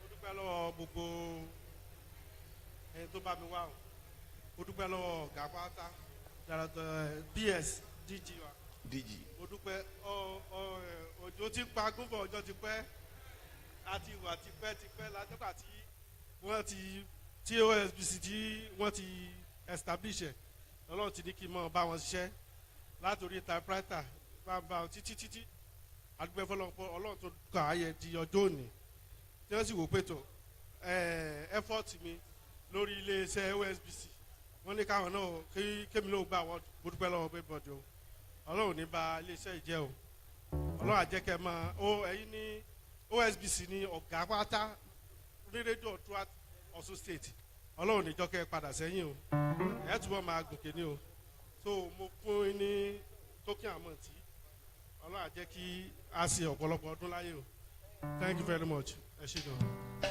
Thank you. Double K has donated. Perhaps he did not remember to announce Double K. He donated. Yes, it is now the turn of the big masquerade. Please, it is now the turn of the big masquerade. Ọmọkànyìndé mi èjì rẹ̀ Double K. We want to perform the investiture of our patron. Hello. Máa bọ̀ lọ́dọ̀ mi máa bọ̀ mi ò jẹ́ kó yan owó kéré máa bọ̀. We want to perform the investiture of our patron. Yes. And that is why we have called upon a very rich man. Yes. A very wealthy man. A man whose cap differs from others who are seated here. Please, let's jam our arms for Faithful Fancy. Let's jam our arms for Faithful Fancy. Let's clap for him. That is the rich man in our midst. He will decorate our patron for us today. And apart from decorating our patron, he will talk and speak. Yes. Now we call on Honorable Dele Rufai Omaje. His representative is here. Brown Agbada. Yes. And this is the citation of Honorable Dele Rufai Omaje. He is a born businessman and politician. He's also into hospitality business with tentacles in the eastern part of Nigeria. He is the current chairman of Alliance Party in Nigeria. Omaje, as he's popularly addressed, has been a very good friend of OSBC. He was an awardee at the last edition of OSBC Administration and Supplies Department Lecture and Award. Today, he is receiving an upgrade as he will be given the key to unlock many fortunes of OSBC. He is now being decorated as the new patron of the department. Please, let's appreciate him. I will call. Let's appreciate him. Let's appreciate him. He's the national chairman of the Action Alliance. Look at his guests. They are here looking good and well. Please, let's appreciate him. Let's appreciate him. Let's appreciate him. Let's appreciate him. This is the new patron of the Administration and Supplies Department of OSBC. I call upon the man who I call the wealthy man, Alhaji Faithful Fancy, to come and decorate our patron. Please, Alhaji, come forward. Come forward to decorate our patron. We could see that it is the big masquerade that lasts at, what is the English of Igbale? What is the English of Igbale? Igbale nani. You are paying 200,000 for not knowing the English of Igbale. Yes, this is Alhaji. It's being decorated right now. It's being decorated right now. Yes. Yes, let's talk music. Today, Osun State Broadcasting Corporation, Voice of the West of Nigerian, presents Award of Excellency to Honorable Adekunle Rufai Omaje as patron OSBC Administration and Supply Department this day, 28 November 2020. Congratulations, sir.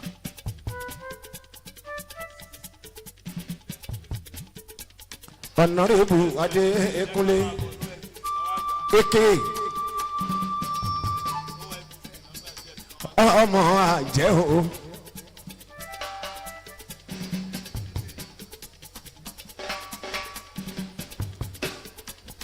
Thank you. Alhaji, don't go yet, oh. Let Omaje speak. I want school.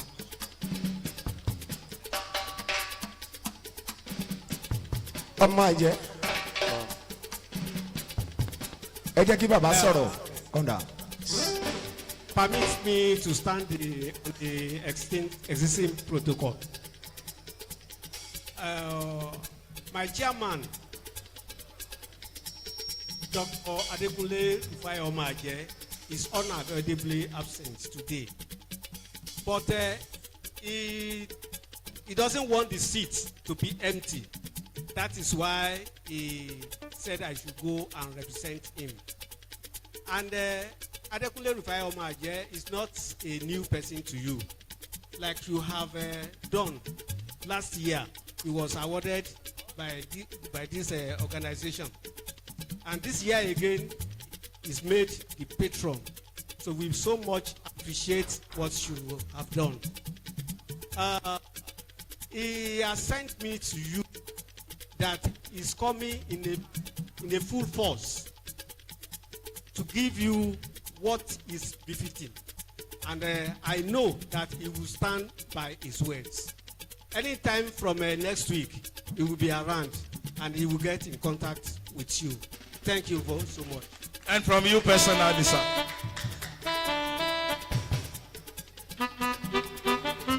Okay. I will also send to you, sir, because I'm a civil servant. So civil servant doesn't announce something. Come on, yeah. Let's appreciate him. Let's appreciate him. Let's appreciate him. We'll now call on our students. We want to present certificate of participation to our students. Okay, they've been given. Yes. Iyawa. Award. Miss Ademola. Mati Riwambi, mommy. This is a very good one. Miss Ademola. Hello. Award. The in-house award. Please, calm down, please. The in-house awards. Yes. Our Director General Permanent Secretary has an award for the best administration and supply staff in this year. It is called Rashid Folarami for best administration and supply staff of the year. Wale Alao, please. These staff have been tested, and you know the reason you have chosen the best among them. Who is the best administration and supply staff of the year? Come over and mention his name. And let the DG himself present the award for the best administration and supply staff of the year. Owó bàbá onísàáìdì o, ìdọ̀bálẹ̀ ní ìmúwa.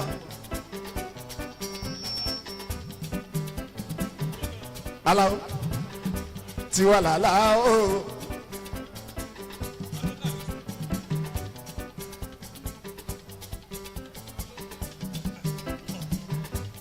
Aláwo. Omolara Akande is the best overall administration and supply staff of the year. It is christened as Rashid Folarami Award. We are launching that today by the grace of Almighty Allah.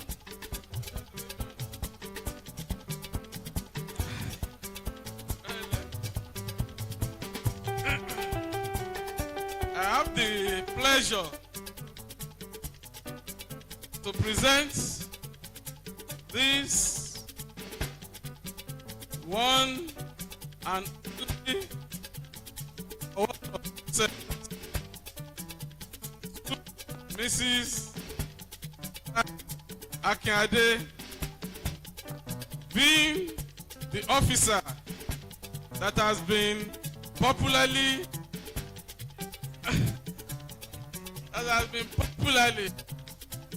chosen by the entire staff of Osbc Admin and Supplies Department for Distinguished Service Award of the Year. Congratulations.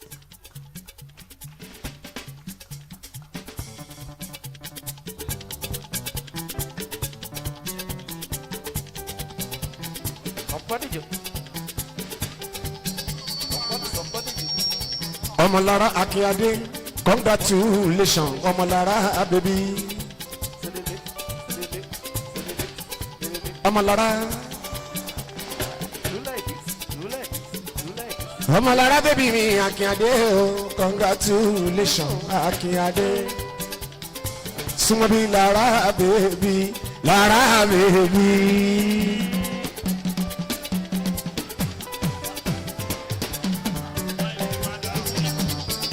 Ẹ ṣeun, ẹ lọ jó sálẹ̀, ẹ lọ jó sálẹ̀. Omolara Sumobi, Omolara baby.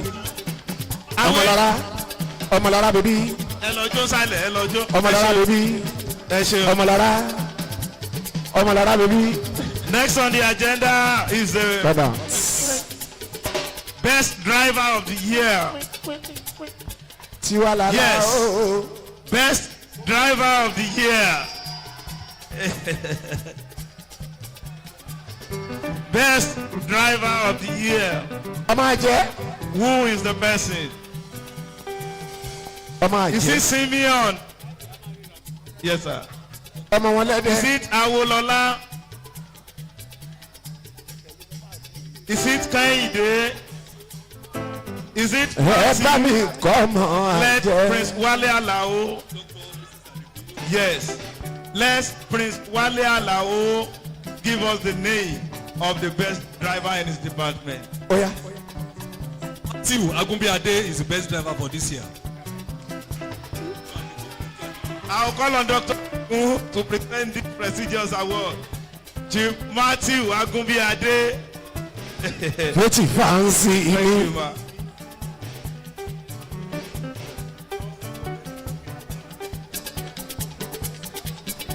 President.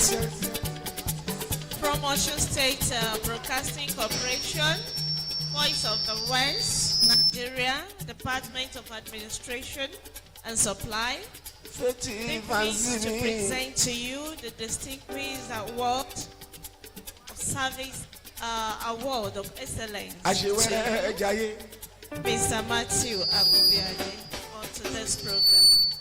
We congratulate you and encourage you to do more. Thank you.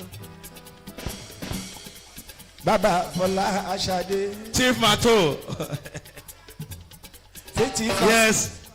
The best secretary should be preparing. The best secretary should be prepared. Baba Tonisa. Yes. Where is the award for the best secretary? The best secretary. Why are yes.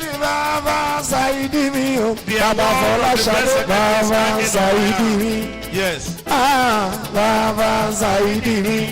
Feti Baba Zaidimi. Yes. The award of the best secretary is hanging on my hand. I wouldn't know. The Director of Administration and Supply, you will have to pay this. Yes, you will have to pay this. It's hanging on my hand. The award is hanging on my hand. Fancy. What? With the authority of the Director of Administration and Supply, I am pleased to announce to you that the best driver of the year, the best secretary of the year, goes to Mr. Agumbiade Olagunju. Mr. Agumbiade Olagunju is the best secretary for this year. Please come forward for your award. Please come forward for your award. We will call on the Director to the Commission Service to present him with the award. Yes, please come forward to present Mr. Agumbiade Olagunju with his award. Not minding the fact that he's a farmer, a successful farmer, is still the best secretary. On behalf of the Department of Administration and Supply, to Mr. Agumbiade Olagunju as the best secretary of the year award 2003.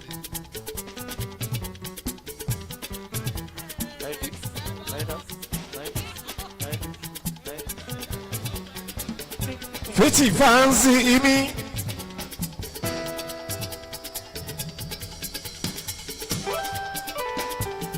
Baba Fola Ashade.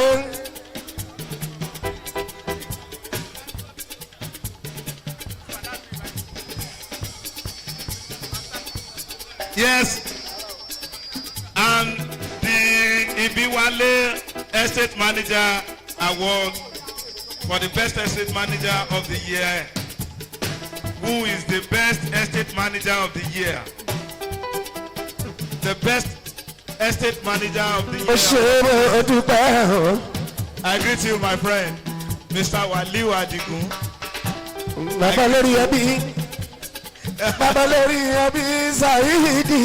Am I permitted to read the name?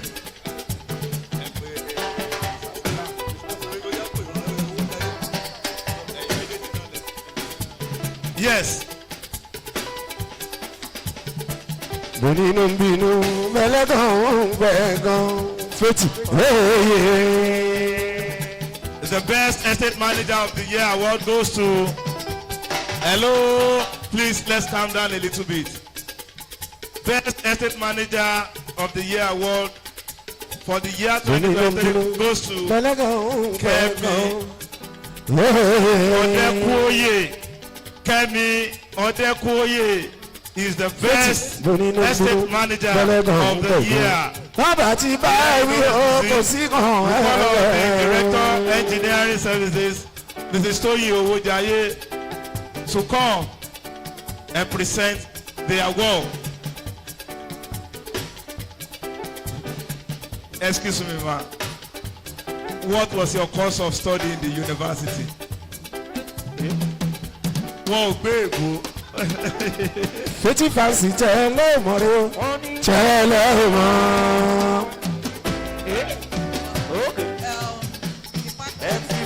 On behalf of the Department of Administration Ẹ jẹ́ kó mọ robe, kó mọ robe, kó mọ robe. President, gbogbo artisan, ìyẹn ló ṣògbọ́n níbí.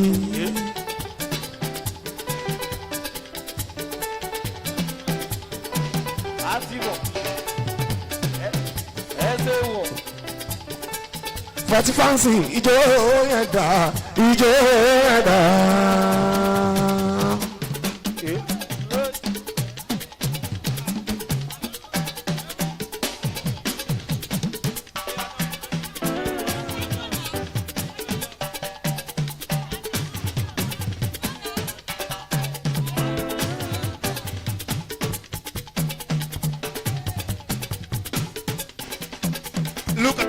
Look at Joseph. Ọjọ́rò owó jòsí yọjú o.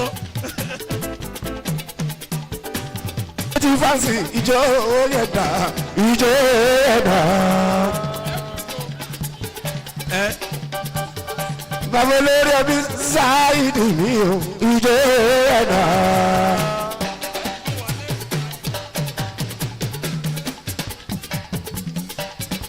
Bàbá Fọláṣadé, ijó ẹ̀dá. Bàbá Sáyidì o, ijó ẹ̀dá. Ẹ ṣeun. Bàbá Sáyidì o, ijó ẹ̀dá. Ó ń sanwó kàdókà mi o, ijó ẹ̀dá. Ẹ ṣeun. Wálé Àlàó.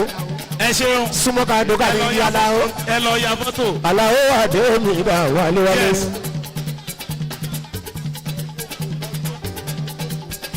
Thank you. Ẹ wálé baba. Yes. Hello. Mr. Tunde Saka, where are you? Please come and do the vote of thanks. Mr. Tunde Saka, please come forward for the vote of thanks.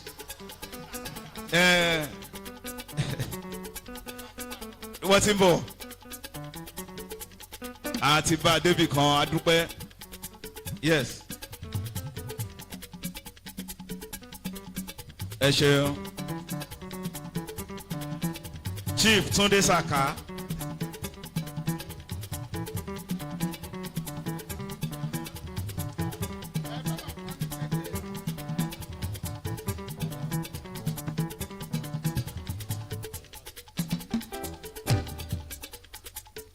On behalf of the committee for this 10th annual lecture, I express my profound appreciation to everybody that contributed in one way or the other to make today's program successful.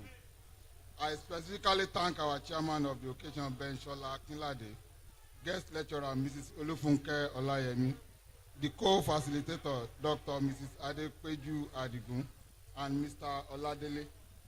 I equally thank all the sponsors of the program. My appreciation also goes to the board, management, and the entire staff, particularly staff of administration and supply department, for their numerous contributions towards the success of this program. I appreciate the presence of our former DG, Baba Adeyedoko, in our midst. I thank all the security officers, the students from Freedom School, for being part of the program. Thank you and God bless you. Àjọṣe wa ò ní bàjẹ́ o. Thank you.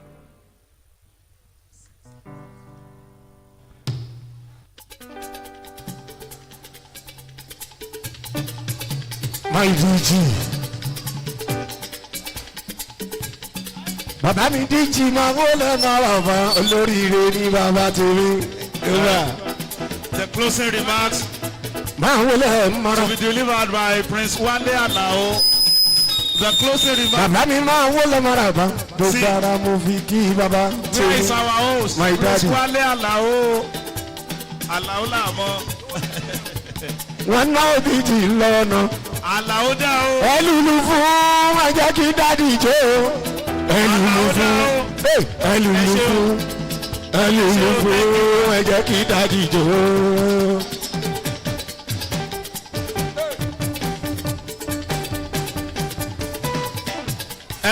Ó wá ẹ̀yin ti DG ọwọ́ yín dà ẹ jẹ́ ká rọwọ́ yín o. Ó wá ẹ̀yin ti DG ọwọ́ yín dà ẹ jẹ́ ká rọwọ́ yín o.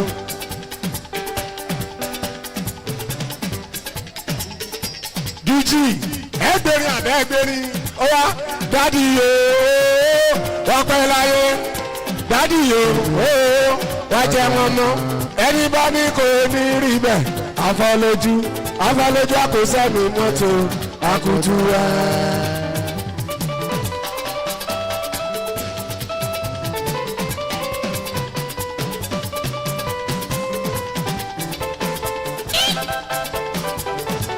Àkùtù ẹ̀. Ẹ bá mi dá Múso fún bàbá o. Èèyàn tó fún sàtìyànbá ọmọ Muṣin. Hello sir, a kì í dalẹ̀ ẹni bá dalẹ̀.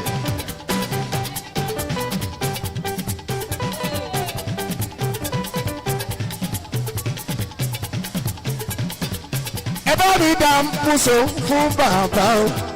Èèyàn tó fún sàtìyànbá.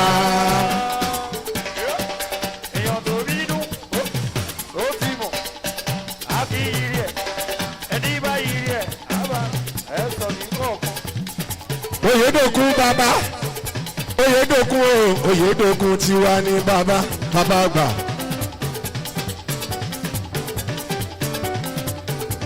Dansaki yẹ Dansaki yẹ.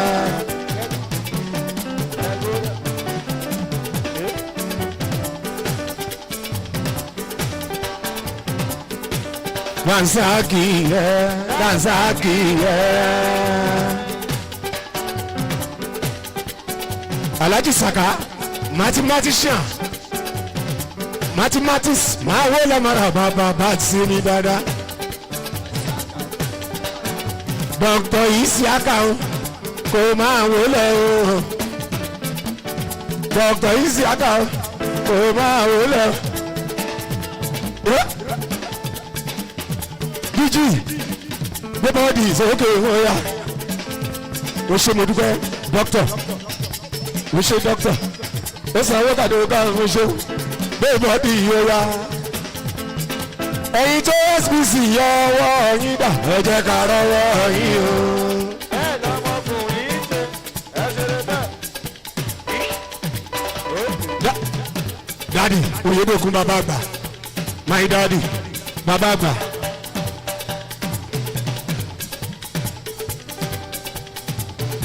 ìyá Ọ̀ṣun ó ṣe mama ìyá Ọ̀ṣun ìyá Ọ̀ṣun àwọn tèmi ààrẹ mú ìjà alájà máa lọ alájà ó ṣe wọ́n dúpẹ́ ìyá Ọ̀ṣun tíá ọjọ́ tipẹ́ tàtijọ́ yìí ṣe eré bọ̀ ẹ̀yin bẹ́ẹ̀ bàbá wa Oyèdòkun bàbá àgbà mo dàgbàlagbà mi ò ṣoge mọ́ owó ni òsì lọ́wọ́ onítọ̀hún bàbá wa Oyèdòkun dádì má bẹ́sẹ̀ ẹ̀ níbọ̀ nǹkan babaláwo yédòkun o ìrágbìjì olókè méjì takọtabo ìrágbìjì olókè méjì takọtabo dádì oyèdòkun má pèsè ní kọ̀ọ̀kan.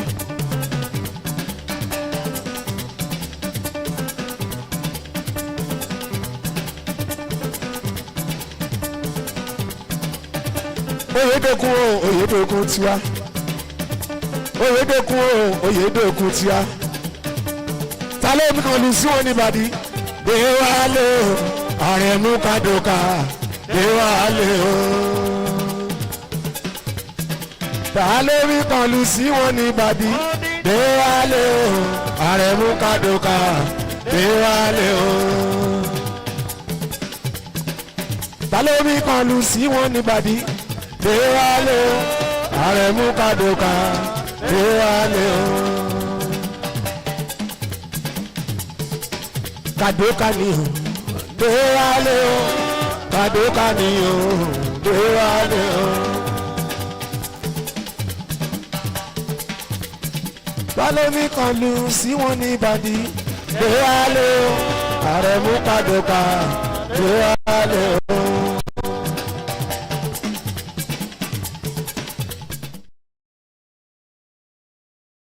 Sí wọn níbàdí Dewale o Aremu Kadoka Dewale o. ẹnjìnìà Ládélé ẹnjìnìà Ládélé ẹnjìnìà èèyàn tèmi Aremu oní fújì Ọládélé Ọládélé ojú ẹrẹ̀ ó tó jọ mẹ́ta.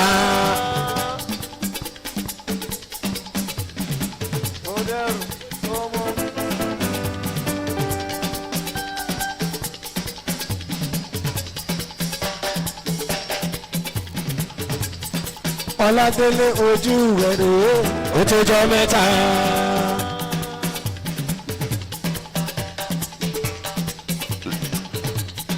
Ládélé ojú rẹ̀ rèé ó tó jọ mẹ́ta.